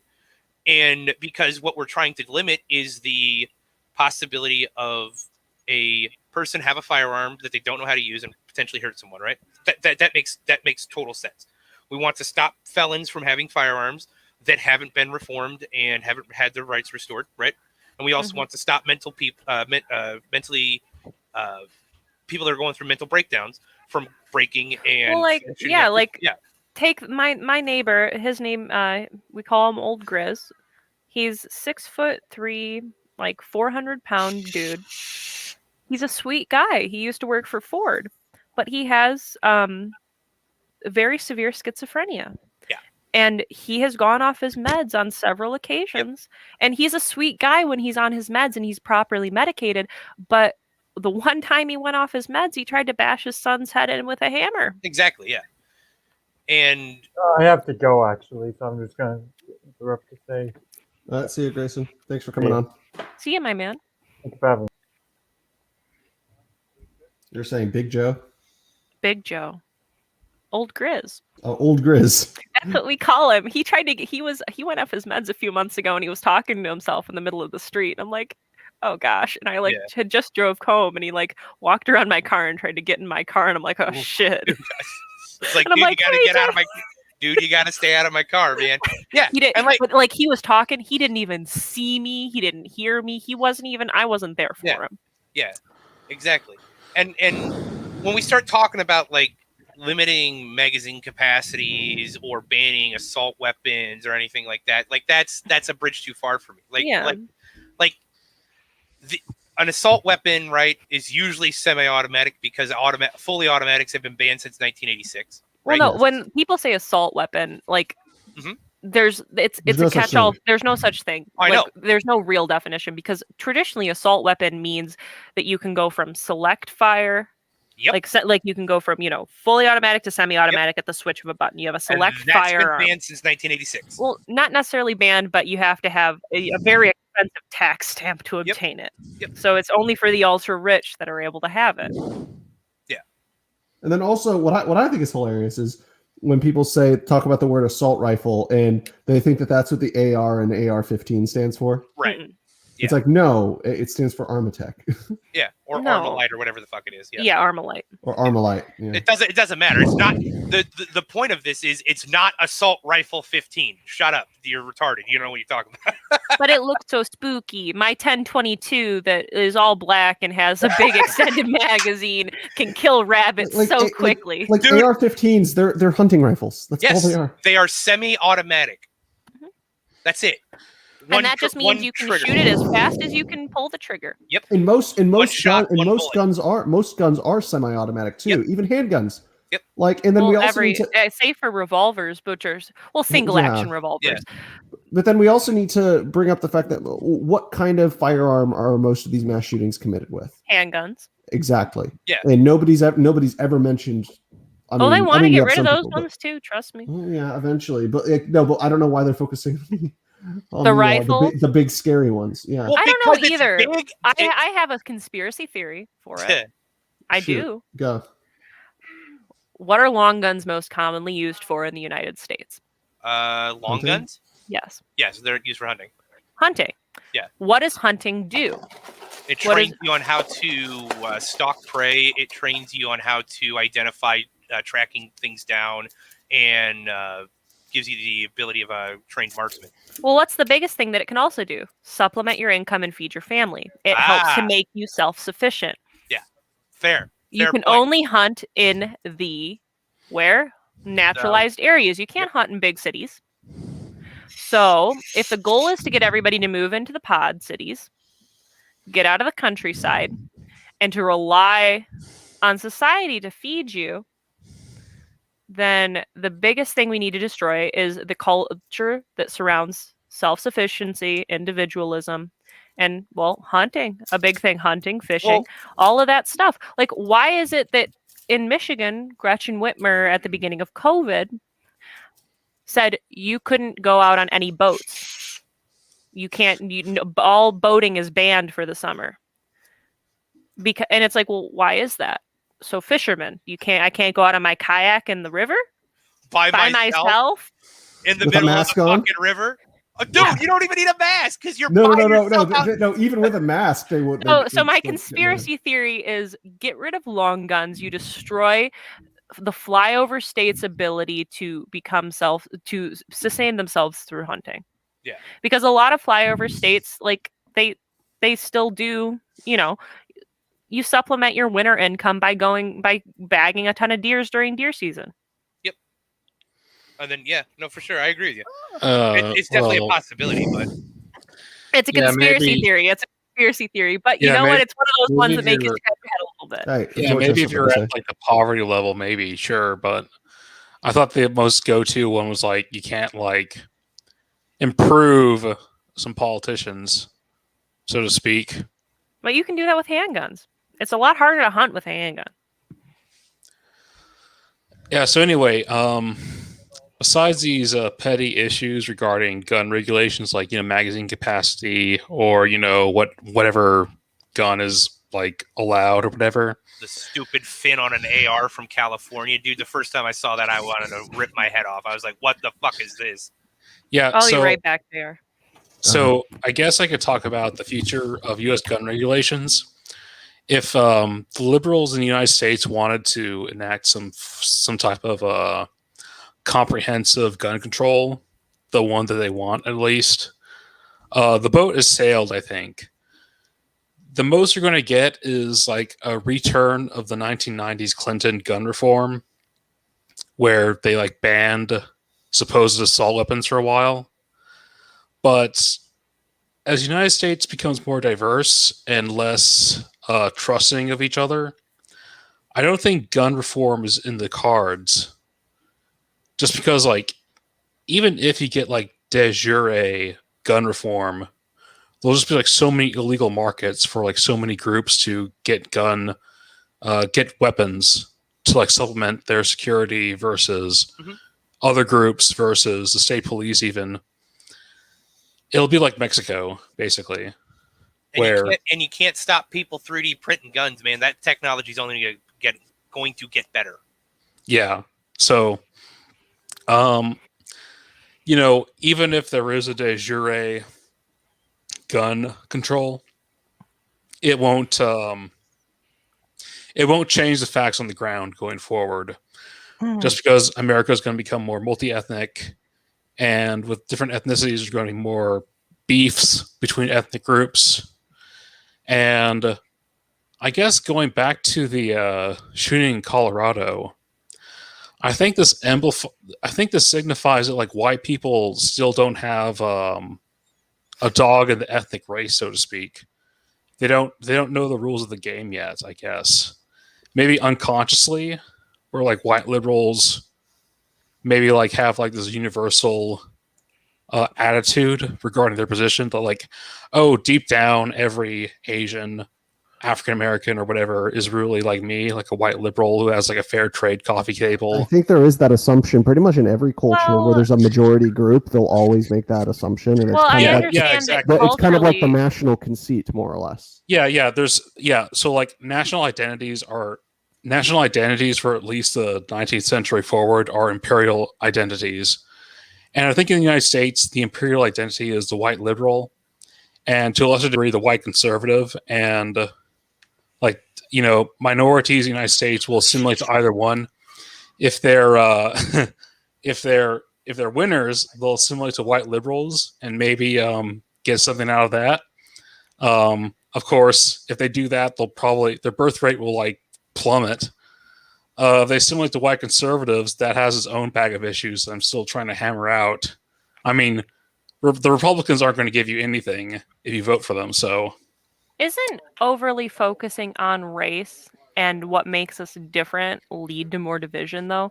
I understand people are fundamentally different, and there will always be cultural differences and conflict between people. However, constantly focusing on you're black, I'm white, you're this, you're that. Like, for example, the quote unquote white liberals are doing right now. Well, no, like for example, Bepis, I'm female. I don't constantly talk about that. I like men and women. I don't constantly talk about that. I am who I am, and I'm able to exist as myself as a person. And a big thing too is I think people that are overly focused on race tend to be the people that are racists. And if we want to solve the issues of division, shouldn't we go try post-racial, not necessarily even that, but just like try to encourage meritocracy, individualism, like again earlier, supporting oneself. If we don't know. Okay, I guess I'm going to talk over you now. So I guess I'll start with the meritocracy point.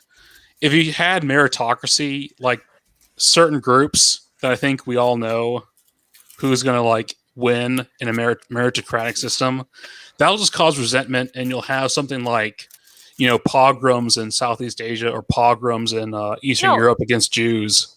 Like you'll have that happening. A true meritocratic system. When I say a meritocratic system in the sense of the American ideal, and I understand it's an idealistic point, however, the idea of no systems within a government that specifically discriminate for or against certain demographics of people, therefore allowing all demographics of people the ability to attempt to make it. Yeah, but demographics don't have the same average. It doesn't matter. You know what I mean? When you it focus does. on But it does matter, statistics, though. no, when you Especially focus on in statistics in such a way, you get rid of the fact that these are people we're talking about. Well, no, okay. They're people. Like right. statistics, Well, okay. It doesn't matter. At the end of the day, statistics are one thing, take them with a grain of salt. But ultimately speaking, everybody's an individual. Everybody's a person. The biggest thing we want to do is to make sure that there's no hurdles within the government that prevent certain people, because of the way they were born, from being able to have access to certain things just because of the way they were born. Right. So get rid of those things, and even if you're poor, like, I don't want to be like work hard and you'll succeed, but like what shouldn't we strive for that? Okay. Let's not. I think we're getting a bit off topic here. Oh wait. Okay. This ties into it, I guess. Well, I think it does. I'll let you make your point. Yes. Okay. So, again, this sounds nice and everything, and I agree. On an individual level, these group differences don't really matter. At an individual level, there are so many factors that complicate everything. You can't predict an individual's fate, except maybe like if they're born in some warlord province in the Congo, they're probably not going to have a fun life or whatever. Or if they're born in like Beverly Hills, they're probably going to have a better life. Things like that. Aside from that, you can't really make conclusions about certain individuals. However, given a large population, you do see patterns. Yes, different I agree. Yes. However, but, if even one let me person goes against that pattern. Well, no, okay. Again, you're still going to have like different averages, and like different groups of people are going to wind up in different parts of society, different privileges of society de facto. Yes. And I'm saying, guys, we are getting off top. We are getting off topic here. Oh, okay. I'll just finish on this. It's still going to cause resentment. Then so be it. but and we'll work through it. I think that's the best. We'll work through it. Yes. In Southeast Asia, they work. Okay, guys, I'm cutting you off here because we're really going off topic. We're going to go on to the next point, which I was going to say. Has everyone ever heard the phrase "common sense gun reform"? What I hate about that is, what the fuck does that even mean? It's such an ambiguous fucking term. Yes, and it's like when I'll say something on like Twitter or something, I'll say, "Oh yeah, this is common sense gun," and I'll say something that seems pretty reasonable. They'll be like, "No, how is that common sense? Common sense gun reform is this." It's like, dude, that is like authoritarian. How is that common sense? That's specifically why I started to started looking at like the legal system on how to identify what quote unquote common sense gun control is. Right? Oh wait, Politicrat. I'm sorry. I remembered why. I'm sorry. I'm sorry for my racist rant earlier, but I remembered what I was getting at. So okay, white liberals. The reason why they're like so fixed on like gun control or reasonable quote unquote gun control is the fact that they don't get like the ethnic dynamic.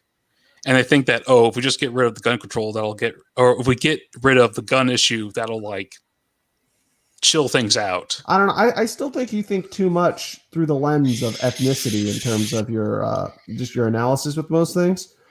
I know you'd say I just think. I mean, I understand. I understand in some areas, like you do need to look at certain things through that lens, but I don't think that you can apply it to absolutely everything. And that would be, I guess, my primary criticism of your perspective on this. Right. Yeah, I'd agree. Because I don't know if, of course, I don't think the white liberals like think consciously through an ethnic lens. Of course, I don't think white conservatives think through. Well, I don't know about that one, but yeah, the notion of common sense gun reform that will affect different groups differently. And if you look at what certain Democratic governors have done, it's well, it kind of leans into the Hillary Clinton super predators comment. It affected those types of people when they enacted certain gun reform legislations. Okay. Ray, you haven't said anything in a while. Would you have anything to add? Yeah, I mean, whenever I hear common sense insert blank here, like I always begin to cringe, because if they're not willing to tell you what it is, but they're just going to tell you it's common sense up front, then it probably means it's not actually that great, but they're trying to kind of like, what is the word for it? Manufacture consent? In this way. Yeah, so they're exactly. They're prefacing it in that way because they're making you think, okay, you must be a crazy person if you're not about to agree to whatever this whack policy is. Right? So yeah, I'm always suspicious when someone, puts common sense in front of a measure that they're intending to introduce in the middle of a crisis. Yep. That's that again, that's why I specifically say we need to start looking at the idea of strict scrutiny for in regards to the Second Amendment and start advocating for that, which will naturally create a guideline on what is acceptable and what isn't acceptable in regards to regulation. Another thing, so this is probably the best point that people who are generally more in favor, or people who are in favor of gun control, talk about, where they mention like the part about the well-regulated militia, because let's face it, it is the truth that the Second Amendment, it was written in a time where it was referring to the rights of militias to organize. Now, that does not by any means make it irrelevant today, but you'll have people saying, oh yeah, okay, but because of that, that doesn't apply. They'll say that doesn't apply to people because today, like in the place of the militia, now we have like the state National Guards and police and all that stuff. And it's like, that's not a militia. No, exactly. It's like, no, that's not a militia. That's the fucking army. Yeah. The same police they want to abolish, by the way. It's like, do you know who the militia is? Would be we're the militia. We're the militia. Yeah, absolutely. That is like by definition. I mean, I know they don't really form. Like you have these little cringy LARPy militia groups that form in like bumfuck Mississippi or whatever. But the bumfuck brigade. The bumfuck brigade. And also consider it operationally. If they decided to enforce it that way and say, okay, let's interpret it the way that it was written in like 1789 or whatever the year was. You just got a bunch of militia groups. Then what's going to happen is everyone's going to be like, oh, you say that? Okay, well now everyone's part of a militia group. Yep. Come to my Discord, it's actually a militia or whatever. Yep. It's like, didn't that happen in was it Virginia or West? It was West Virginia, right? Where they almost essentially made owning firearms illegal, and then the sheriffs started deputizing whole counties worth of people. I'm completely on board with that. In the more rural counties, to still give them the right to own firearms, they just deputized everybody. Yep. I'm fine with that. I'm completely okay when some retard fucking politician, right, decides that they want to write some stupid fucking regulation like that. That the people who actually give a shit, they're like, no. I actually believe that the American population should own firearms. I'm just gonna make them all fucking law enforcement. And you're like, that's so base. Oh my god, we got a 1,000,000-man department. Yeah. That'd be I love it. Finally, no more shift shortages. Oh my god. But yeah, like I still like Heller v. DC from the Supreme Court. It was milk toast in some areas, but very, very well written by Scalia in others. And the one defining point was concealed carry out of that, as well as breaking the link between well-regulated militia and owning firearms. Like those two are disconnected from it. It is basically saying well-regulated militia, stop, right? That's one right. And then you have the right to bear arms. George. So you did make you said something interesting in private chat. You said broke state mandated healthcare, woke state mandated firearms. That actually brings me to a point. The Second Amendment originally, it was a more or less it was an individual mandate for men above a certain age, at least in some states. You had to own a gun. That was what it was. It was like you were more or less mandated to own a gun if you were like was it like a property owning man? It was something like that. but there was basically an individual mandate on gun ownership. Fucking based.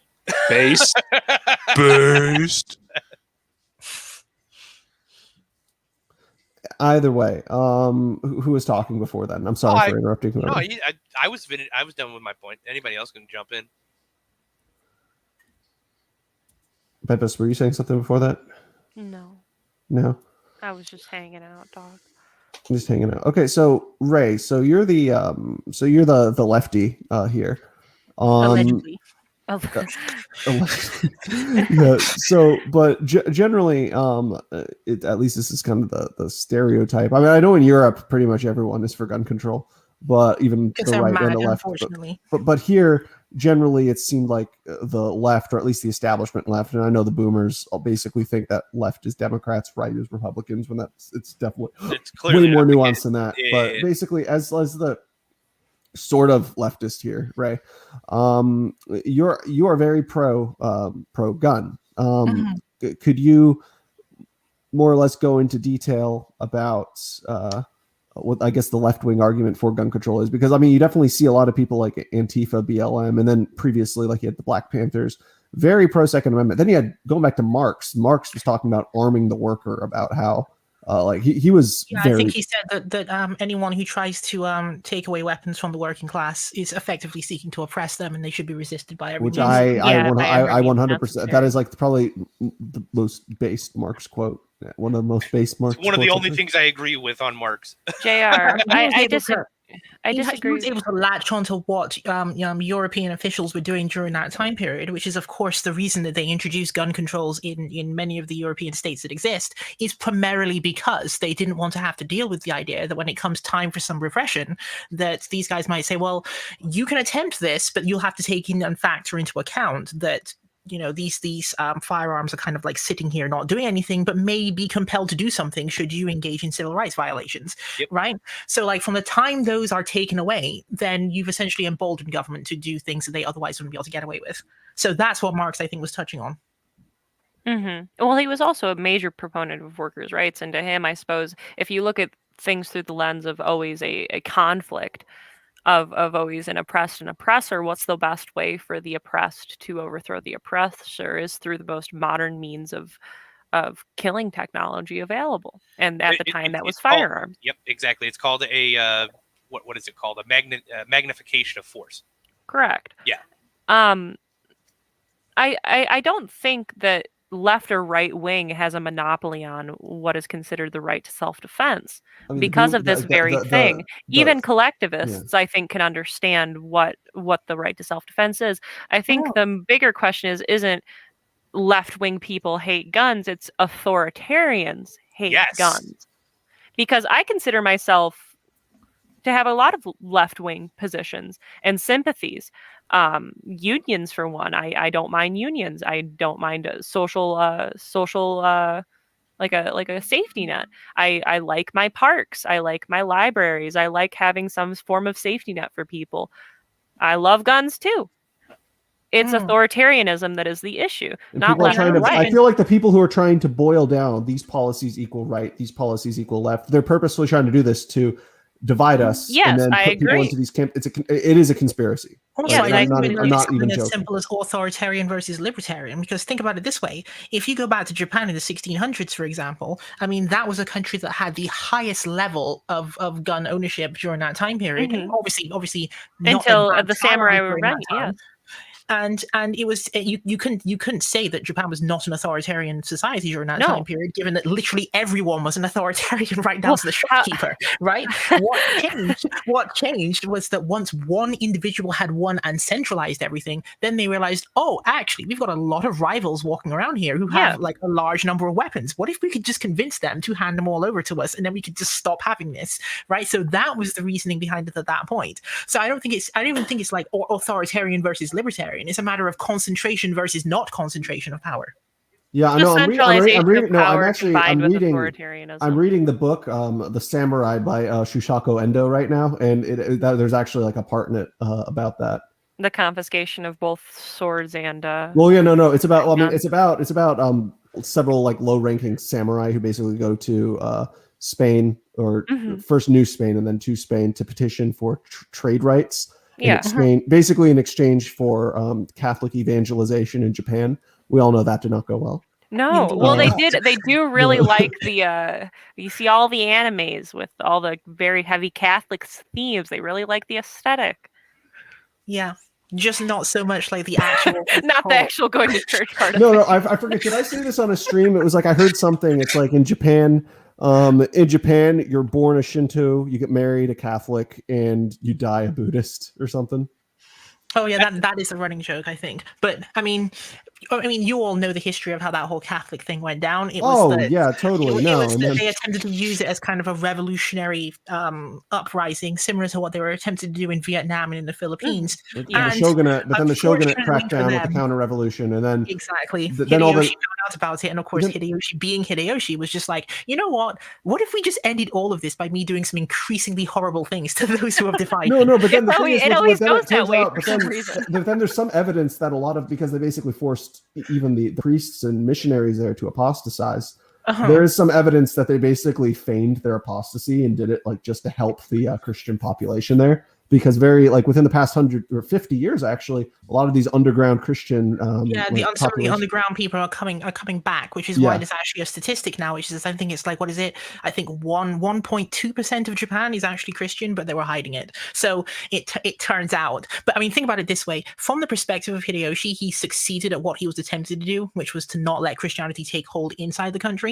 Because now that it's only at 1.2%, imagine how much higher it would have been had he done nothing. So he still won. He didn't win completely, but he still got what he wanted to do done, clearly, because he made it so difficult to become part of that particular group of people that people were just like running left and right to get away from actually joining, and only those who were already members kept their membership secret. Yeah. So anyway, that was completely off topic. That was very off topic. It was a nice sidetrack though. Okay, guns, workers. No, we didn't. No, we actually did get there via a logical point. It was that Hideyoshi, after the conflagration happened with him, you ended up with the Tokugawa shogunate, who then proceeded to do the whole let's take away all of the firearms thing. And the reason why this took place is because these people had memory of what happened during the previous civil warring period, basically, where you had various somewhat crazy individuals, I mean, including even, what's his name, Date Masamune and all of these other people running around with large amounts of weapons that could actually threaten you at any given point in time. And so from their perspective, they were like, okay, what if we just made it so that only the people we trust have weapons? And that was how you ended up with this mass confiscation business going on. Yeah. Obviously, in the modern day, the politics of a confiscation of weapons now would be completely different. But the principle would be incidentally far worse, because back then you could at least say, okay, well, that was in the aftermath of a gigantic series of civil wars that lasted over a couple centuries, right? So you think that, okay, maybe people are just tired of this. You can almost forgive people for just giving up everything at that point, right? Whereas like when you're standing in, say, Australia, and there is no war, and they just come to you and say you have to hand over all of your weapons so they can melt them down in a furnace, then like that's completely ridiculous. Why would you let them take them? So let me just pose a little thought experiment here.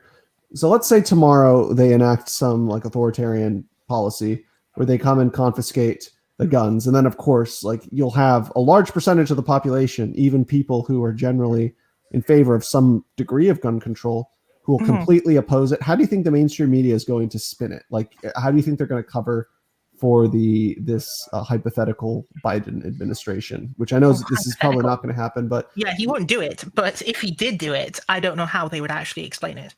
Like, would they try to paint like the 60% of people that oppose? Would they try to paint them as like alt-right, far-right terrorists or something?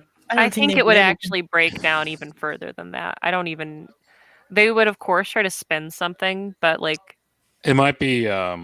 There would be so many states that would just boldface refuse the federal government at that point in time, that law enforcement agencies that would boldface refuse going to even try to obtain the firearms to confiscate them. So what are you going to do at that point? Just supersede them and send federal troops to every single house? It would break down real quick after that. Okay, so presuming there's no breakdown, which is a big if, they'd say, Well, "Oh, I'm gonna be back. I'll be back in 5 minutes. I have to go use Tinkle? I have to go use the little politicrats room. See, do how you used to do. Just bring your phone in there, you son of a bitch. So anyway, I'm gonna walk to 7-Eleven in the meantime, guys. Good. Very good. Don't trip. Don't get hit by any cars on the way either. So anyway, okay, precluding any, fuck up at like the state or local level, which would be bound to happen, as you all have said. The media would say, "Oh, this is prevent, domestic terrorists from getting their hands on firearms and,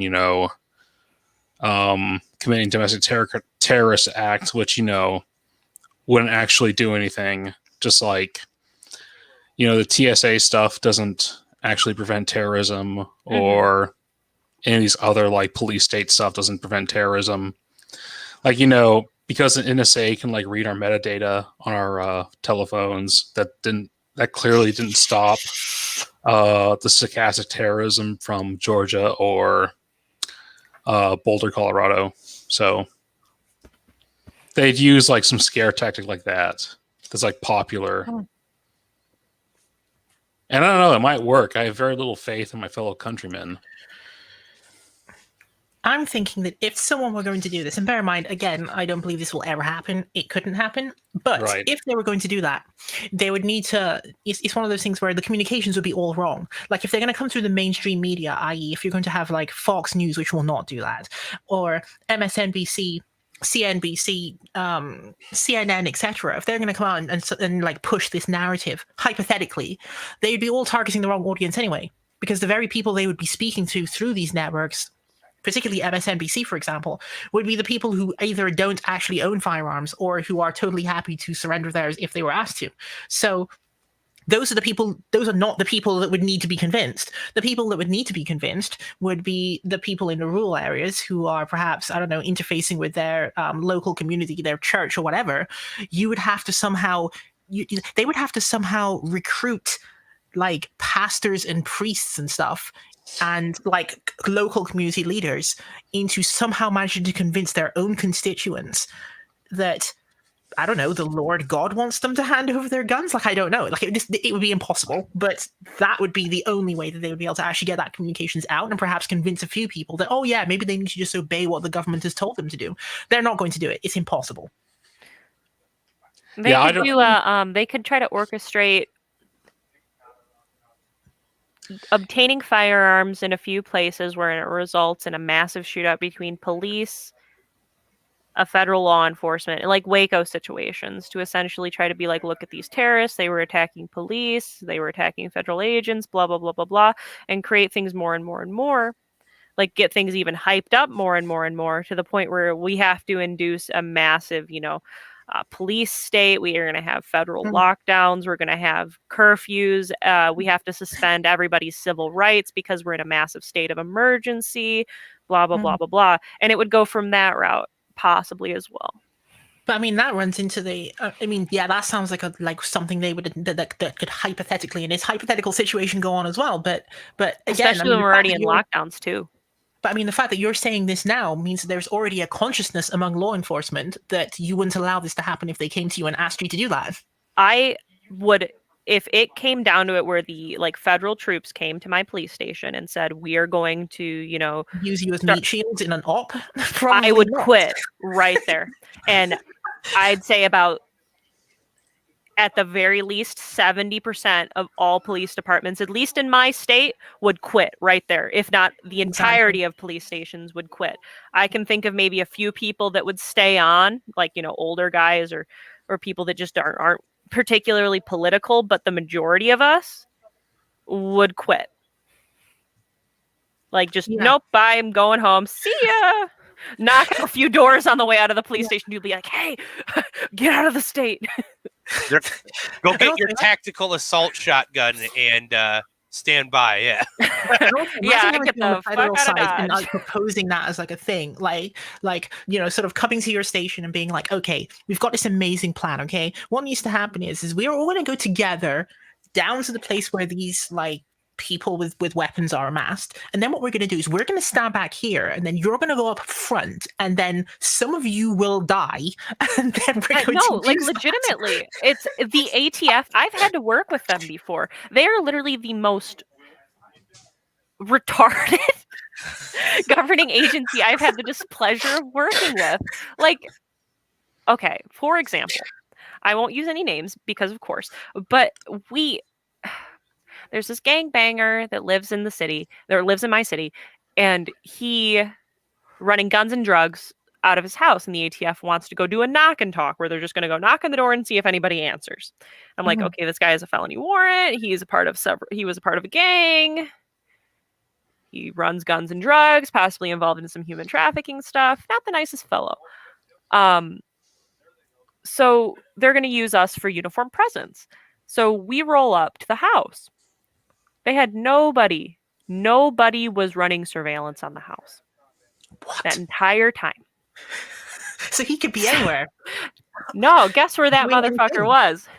He was in his car in the driveway. My partner and I pull up, and I look over, and I'm like, guy in car. He could have crashed into us right there. And, it's a police chase. Unbelievable. And I'm like, I know exactly what happened too. So we set up at a gas station down the street from the subdivision. I'm like, so he's running drugs out of that house. One of his buddies, it's right by the freeway, got off the freeway, and I'm like, I'm getting ready to go buy some drugs from my buddy. And he's like, why are there a ton of cops setting up down the street from my friend's house? Gives him a quick call. Hey, you might want to get out of Dodge. Something looks like it's going to go down. We roll up. He's already in his car ready to go.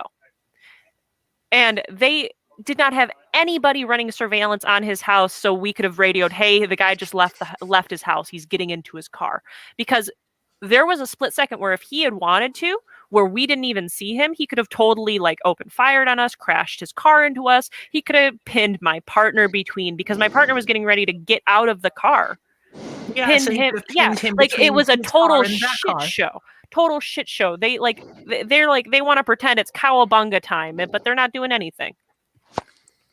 Amazing. And this is why you should never trust the government to protect you implicitly. You should always assume that they're going to fuck it up. They almost crashed into us too during the pursuit. That's my point. These people are incompetent, and you can't trust them that they're going to care about you. You really can't. The ATF, never. Oh my gosh, terrible. How could you not have somebody running surveillance on the frickin' house? That's rule number one right there. You'd think, at least. You would think. Yeah. I mean, if I was running the operation, be like, make sure we have eyes in the house. I want to know if anybody leaves that house. Yeah. Maybe we want to know what the target is actually doing. It's not like he's just armed and dangerous or anything like that. It's not like he's running drugs and guns out of his house. His elderly, it's not like he's basically holding his elderly mother hostage who is in a wheelchair and using her house to do shit in. For fuck's sake. And also amazing to have the place in which everything is about meeting up in Naruto the again, gas are you? station down the street. I know, that was the best part too. I'm it's almost like whatever service he is operating that informs him as to what is happening around his vicinity is obviously going to see you if you're at the gas station. Yes, exactly. We're not conspicuous at all. And the worst part is we got these big white ice cream truck police cars. Don't mind us. We're just having a good time. So they actually brought the marked cars and everything. Well, that was our job. That was our job as the marked units, but they were all because they were telling you that they wanted you as presents so that you would look intimidating or something. So the whole point was to literally expose yourselves. Exactly. And we drive to the front of his house. I'm like, oh, that guy's he was right in the front of his house in the fucking car. Do not like the ATF. They're not the funnest people to work with. So we're sort of. I kind of want to start wrapping things up here in a bit. I don't want to go too much over 2 hours. I kind of maybe go for another 10 minutes or so. But in general, is there anything else really anybody thinks that we should talk about? Whether in regards to the most recent shootings that were more or less the prime impetus of this video's existence, or any other mass shooting / gun control related things therein? One final statement from me: you can have my gun when you take it from my cold, dead hands. That's it. Well, this wasn't meant to be final statements. I just meant, is there any? Do you think there's any? Really a big thing topic? is that it's terrible, and I don't mean it to be crass to say this, but terrible things happen, and terrible things will always continue to happen. And sometimes, no matter how horrific it is and how much we want to try to prevent things from occurring, no matter what, there will always be things that we can't control. And I don't think harming everybody else in society and oppressing everybody in society by preventing them from being able to exercise their human rights in the form of self-defense is the route to pursue when it comes to attempting to prevent these truly horrific tragedies, which and that they are. Absolutely they are. Without a doubt, they're horrific. That doesn't mean that getting rid of this object is going to actually attack the issue, which is humanity. It sucks. It's terrible, but there will always be these things that happen. And the best thing we can do is try to help each other work through it and mitigate it as best as we can. Because exactly, like, I mean, it seems like it's punishing law-abiding individuals who would otherwise not be shooters. Whereas the people who are going to commit these shootings will find a way. We'll find people who want to hurt it people. might be a little more difficult, but the thing is, if there's a will, there's a way. If they really want to, maybe it will like stop a shooting or two here and there. I doubt that it'll be that significant though. But like, I mean, these are sick people, and they want to do what they want to do. Generally, these things are planned. They are not these things that people decide to go out and do on a whim. Like, they will find a way. Sometimes it is. Yeah. Sometimes it is people that do go out on a whim. But the big point is that tragedies will always continue to happen as long as humanity exists. And the best we can do is try to mitigate it and understand what actually causes these issues. Which is a lot of the time, and I know a lot of people don't want to talk about it, but it is mental illness. Yeah, why do people not want to talk about it? Like, I'm surprised that it's the Democrats who don't want to talk about it. But like mental illness, addiction. You'd think I'm for legalizing drugs. I hate the war on drugs, but addiction is a major issue. Yes. Even alcohol addiction that helps to proliferate, that helps to egg on these issues like alcohol addiction, heroin addiction, like to help feed, getting that high. Like, what is, that's the issue that needs to be attacked here, not the weapon used to commit the act. Because you get rid of it and people will use knives. The thing that is always exactly There's two the things I want to. Oh, hold on. I just want to address Bepis' point real quick. But the thing that I don't get is why are like the people who are in favor of gun control? Why do you think they're not addressing the mental illness aspect? Because it's difficult. Do you think it's because it's difficult, or do you think it's because they just want to ban the guns? And I think maybe a little bit of both. But to them, the guns is the easy part of it. It's easy to blame that than actually examine what it could possibly be wrong with yourself. Also, there are some people who, when they approach the so-called gun control argument, will say, "Oh no, not all guns, but just quote unquote assault quote unquote weapons." Now, what I understand them to mean by assault weapons in this case, and this is going to be a piece of discourse which we're going to see increasingly now going forward after these two tragedies have just happened, where you're going to hear lots of people talking about quote unquote assault weapons. This is going to be one of those things where, when you really break down what assault weapon means, it just means people who are offended by your black plastic accessibility furniture, which you have built around your long gun. Okay. That's actually specifically why I went and when I bought my shotgun, I was like, I want the all black one, right? And I call it a tactical assault shotgun for that exact reason. It's got a fucking pistol grip. It's all fucking black, and it's like this is why I'd almost say at this point that if people start having that conversation, like, you can just masterfully troll them by having I'm going to have furniture all over my long gun, except my furniture is going to be like wood colored, right? So it's like, okay, so my wood stock, my sort of wooden textured, I don't know, whatever, right? Just have everything somehow be wooden textured. I don't even know how you would actually go about printing the wooden texture onto it, but just good. The wood guns with wood look a lot better than just complete polymer guns, in my opinion. They're a lot cuter. They're a lot cuter. Like look at the like Kimbers, a nice wood handle, the two-tones slide. It's cute. It's a lot cuter than just a full black Glock. Kimbers are a lot more attractive as a gun. You know what the full black Glock does is it triggers the ever living fuck out of everybody who has never held a gun. Tactical assault pistol. Yep. Glocks are a good workhorse, but they'll never be as cute. They'll never be as cute as a Kimber. So either way, I kind of wanted to finish just like topically the last topic I wanted to discuss. What do you think is going to become of this? Because frankly, looking at history, it's going to die down. People are going to stop talking about it. I don't think much is going to be done, especially if you look back to the Obama administration, the mass shootings that occurred during the Obama administration. Nothing happened. Obama was never going to take away people's guns. Trump was more anti-gun than Obama was. Just look at the legislation. Trump with the bump stock and magazine bans. I know. Absolutely I think it's great. I think it's hilarious. There are three things that I think should be done, and they probably won't be done, or at least two of them won't be done.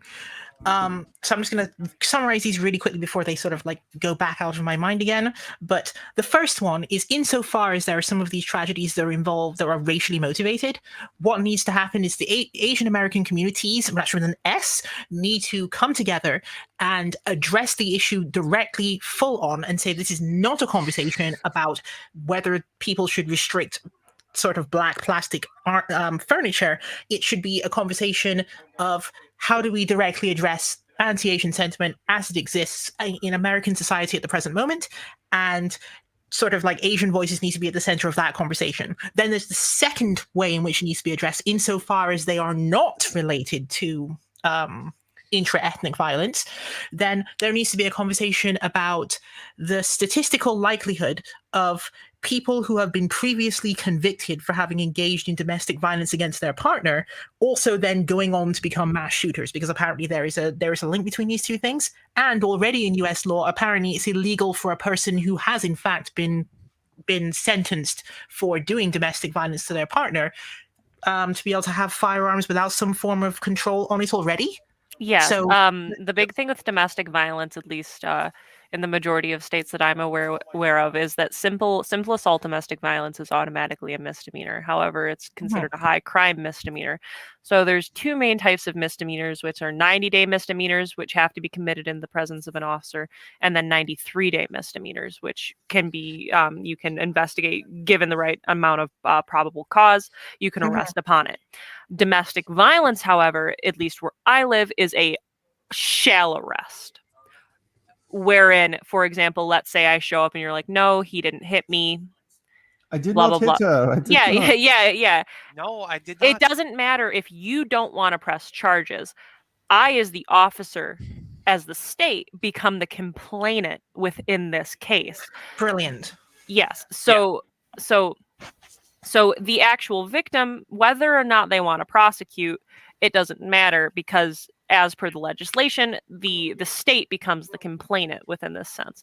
So if an assault occurs, it isn't, because for the majority of simple assaults, like let's say somebody punched you in the face, you're probably going to get a ticket for it and be like, get the fuck out of here. Because it's a simple assault and battery. Yeah. However, if you add the domestic aspect to it, it is always an arrest. And you cannot bond out until you are seen by a judge. Yeah. And then on the judge. on top of that, that's one of the most volatile situations that Correct. exist in human So, history, yes. domestic assault. So in that situation, guns can and will be seized within that household. And there's this thing called lethality factors, which a lethality factor, did one spouse say they were planning on leaving the other? What is the accessibility to weaponry like within the household? Like your dad leaving your mom on Christmas I know, Day. Jesus Christ. But different lethality factors, like has the main abuser harmed a child in common, harmed a pet, anything like that. And there's different things that can indicate whether or not, if this person is released on bond after they're arraigned by a judge, and they still have access to their firearms, what is the likelihood they're going to go home and kill their significant other? Yeah. And so this sounds like a fantastic system. And what needs to happen is, if that is only present in your state, or if it's only present in a certain number of states, it needs to be, in my view, that needs to be in all 50 states. Which I think Iowa has but a something sad similar to thing that. about it is the county that I work in is extremely overbloated. And so even though per the legislation, it's supposed to always be the state becomes a complainant because people in abusive situations sometimes can't speak for themselves because of them being abused.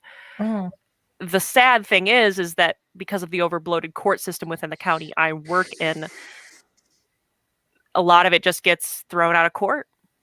And it's like this legislation was made to protect people, but it's not being utilized in the way I think it should be. Okay, so I mean, is this a case where if the federal government were to like provide a bucket of money specifically for making sure that that was not overbloated and did that in all 50 states, would that actually alleviate the problem? I think it would probably alleviate some of the issue. The overall issue, I think, is the so for example, you have prosecutors. You have, like, let's say 3 prosecutors for the county, and they all have to go through 500 cases a day. They need to hire more prosecutors. Yeah, they need a lot more staff. They need a lot better budget. Yes. So that, in my view, should be something that the United States needs to do in order to address the issue and not be chasing after black furniture, basically, right? Yeah, exactly. Yeah. So that's the second point. And then the third point is the mental health one, which is that in cases where it's not that and it's not the ethnic dimension, then it comes down to mental health. I won't even bother to touch on the counterterrorism element because the United States has been touching on that since the last 20 years. So we all know how that needs to be dealt with by Homeland Security or whatever. So I'm leaving that one aside. So the mental health one, I mean, that's one of those things where Democrats are in power. This is up to them to actually handle this one. No, I completely agree. Massive conversation on let's provide healthcare free at the point of use. No, for every human being absolutely. in existence. That is literally healthcare. Look what happened. Look what happened in the 90s. So many of these mental institutions were shut down, and where are these people supposed to go? They either become homeless or they go to prison. Exactly. That cannot be going on. No, I mean, I have no it issue shouldn't be going on, right? Exactly. I completely agree. If we're going to have any type of free healthcare, it should be for those most vulnerable members that cannot care for themselves, such as my neighbor, Old Grizz. Yep. I wholeheartedly agree with that. Yeah. So, the whole panel actually hold on. I think George of the Jungle. Oh yeah. So I'm sorry, I tuned out a bit, but I guess we're wrapping up, and I'll just say, going forward, I don't think the Biden administration is going to actually reasonably move on gun issues. Actually, but I do have a spicy ending. Little speech. We'll get to that in a second. Okay, yeah, I'll keep that in my pocket then. Okay, well, I mean, we're about to do those anyway. I just wanted to, and we'll go into closing statements now. I just wanted to say that even in my more libertarian days, I mean, of course, I still lean in that direction. But even in my more libertarian days, I was more open to gun control than I am now. And honestly, I'm going to outright say it. People advocating for gun control in the year 2021, I just find it incredibly cringe. Yeah. Just at this point, I think any argument for gun control that was previously died with George Floyd. Yeah. More or absolutely. less. Yeah. Absolutely. I think that I won't go into detail because of that. I wanted to go into a little bit of detail earlier, but we're sort of running out of time. I want to get everyone's final thoughts in, but I'm just going to say that the argument for gun control is dead, and it died with George Floyd back on the 30th of May, the year of our Lord, 2020. Anyway. Amen. George. Woman. Okay, so before I begin this, I just want to say that nothing in what I'm about to say is going to invalidate what I've argued before. Communities should have the means and ability to defend themselves, and individuals of those communities should have the means and ability to defend themselves. And if that includes having firearms, so be it. And I think I generally agree with the other panelists here regarding gun rights. But I have a bit of a counterintuitive speech to give. And so I just want to start off by asking the question, how much are guns defending your rights presently? because your children can still be taken away from you and practically castrated because a clique of experts said so. State security agencies can spy on you and retrieve your metadata without consequence. The rulers of this country can still kill thousands of people in your name and against your will without consequence. The media can lie and promote actual hate speech against you and your people without consequence. Guns have done little to defend normal people's and minority people's rights. So here's the red pill. The supposed party that's for gun control in this country, the Democratic Party, haven't actually gone after guns because I think it isn't the actual path of power in the United States. The actual path of power in the United States is the courts. It's also the boardrooms.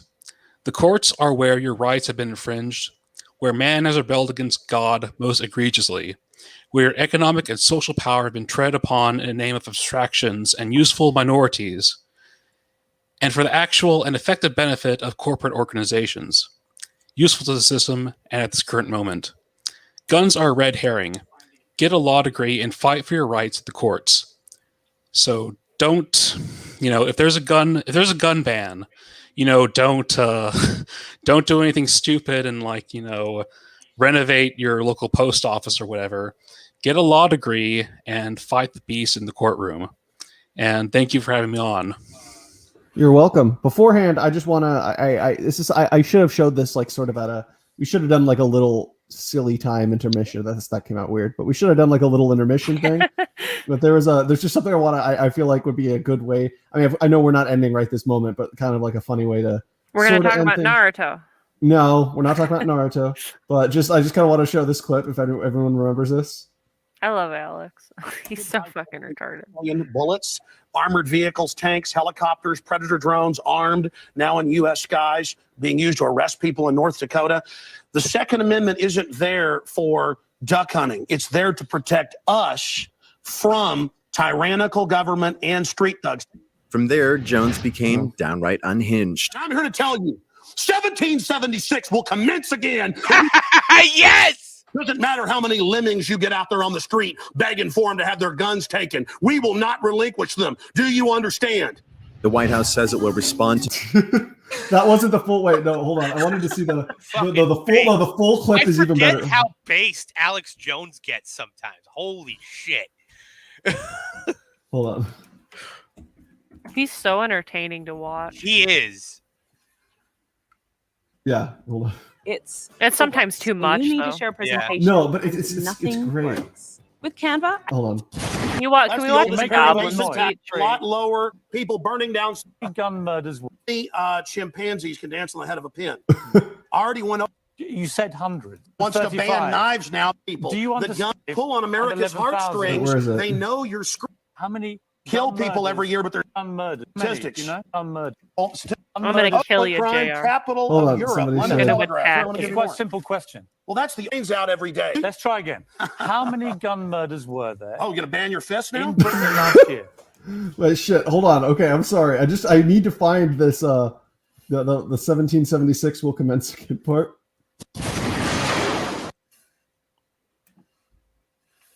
Okay, well, we now have a drum roll. This is number one. I think it plays. Stalin took the guns. Stalin took the guns.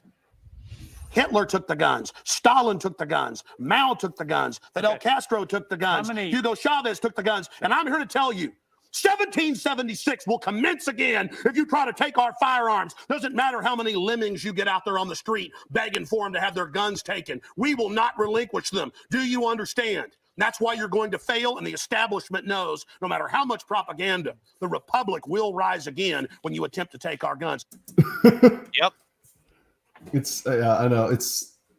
Anyway, I'm sorry. I forgot to do that earlier. Can we watch the Goblin speech? No, this is not an Alex. We'll do an Alex Jones stream at some point. Alex Jones is fucking base sometimes. Yeah. Remember the llamas? Anyway, I think it's Ray's turn, right? Yeah, it's Ray's turn. Final thoughts, Ray?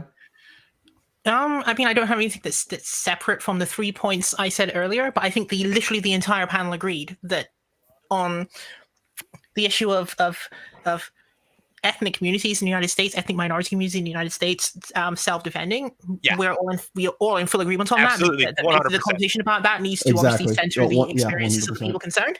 And then on the second one, we agreed that the system of linking domestic violence to temporary or however long suspension of certain rights in order to make sure that these people are not dangerous to the outside world. We all agree on that. And we all agree that this system should actually be broadly applied in all 50 states and not just a few of them, and that funding needs to be increased in that particular area in order to make sure. I mean, this is one of those things. I know I'm slightly departing here, but this is one of those things where I think Democrats, if they were to actually pay attention to the issues they're supposed to care about, they are uniquely placed to capitalize on this significantly, given that most domestic assailants are actually male assailants attacking women, you would think. So, I mean, this could be one of those things where you place it under the banner of feminism, you pursue it to its logical conclusion, and then watch the number of shootings, number of criminal mass shootings go down significantly. They could do that. Whether they will do that is a different matter, but it could be done. The third thing that we all agreed on, of course, was that there are people who have extreme mental health needs, who are homeless or in prison, etc., etc. They should not be in those locations. They should actually be getting taken care of. And one way to take care of them would be by universally funding their care. I think we all agreed on that as well. So the mental health side of it, absolutely. The mental health side. I mean, absolutely. On the rest of it, that is something that Congress will have to work out amongst themselves. But I mean, in terms of people who are in extreme mental health crises, the state should definitely be there for that. Like, if it's not there for that, what else is it there for? Yeah. Mm-hmm. Okay. Absolutely. Thank you, Ray. Now moving on to damnation. So, as I said, I already blew my load on this one a little bit when I said you can have my fucking guns when you take them from my cold dead hands. I agree 100% with Alex Jones when he says 1776 will commence again if you try to take the fucking guns. That's exactly what will happen. You'll have an insanely large amount of the fucking American population that will rise up and grab our guns and say, no. You can take everything else except for this right here. This is the one where you would watch the entire population unify and go, fuck you, federal government. So that's what you're ending with, fuck you, federal government? Yep. Well, that's one way to say it. And finally, Bepis. So surprisingly, the majority, there's two types of police officers. Just to gear it down. Of course, there's a lot of different types of people, but I got my flavor in St. Louis with barbecue heat like nowhere else. Is that coming through on? What? I'm sorry. That I have Jesus no idea Christ. Oh dear Lord. There's about, I'd say about 30% of cops don't care about politics, and they're just there to do their job. 30 to 50%, depending on the department. But that other half are probably borderline libertarian in a lot of ways, and I think a lot of people don't realize that. I mean, maybe not big city cops. Maybe not big city cops, but the majority. They're usually owned by the machines. Well, there's a reason that a lot of cops are quitting from big city departments, but there are surprising, at least from my experience, and of course it's anecdotal, there's a lot of police officers that are very anti-establishment, surprisingly, and very libertarian in a lot of their beliefs. And if gun control does seem to pass in the same way it did in West Virginia, I'm confident that there will be a lot of that the big battles will be fought in county courts, because you will have sheriffs across the country end up deputizing their entire populations.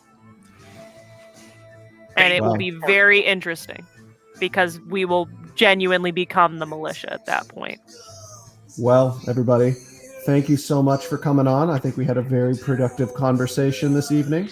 Glad we're mostly, there are some disagreements in terms of the specifics, but more or less we all agree on the general idea that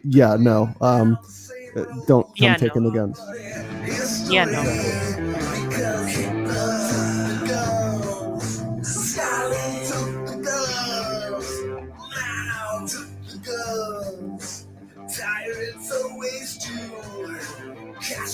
took the guns. Chavez took the guns. If you try to take our guns, I'm here to tell you.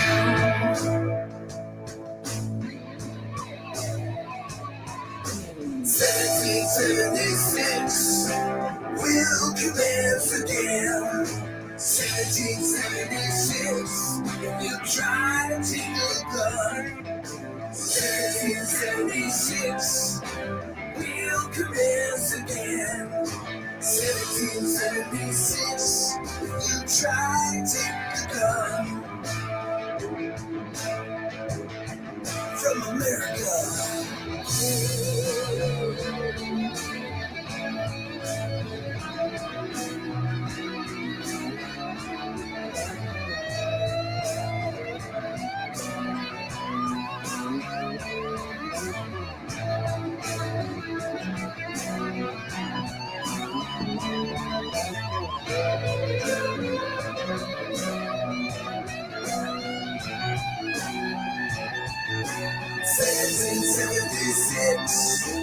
Will commence again. 1776, if you try to take the gun. 1776, will commence again. 1776, if you try to take the gun. 1776, will commence again. 1776, if you try to take the gun. 1776, will commence again. 1776, if you try to take the gun.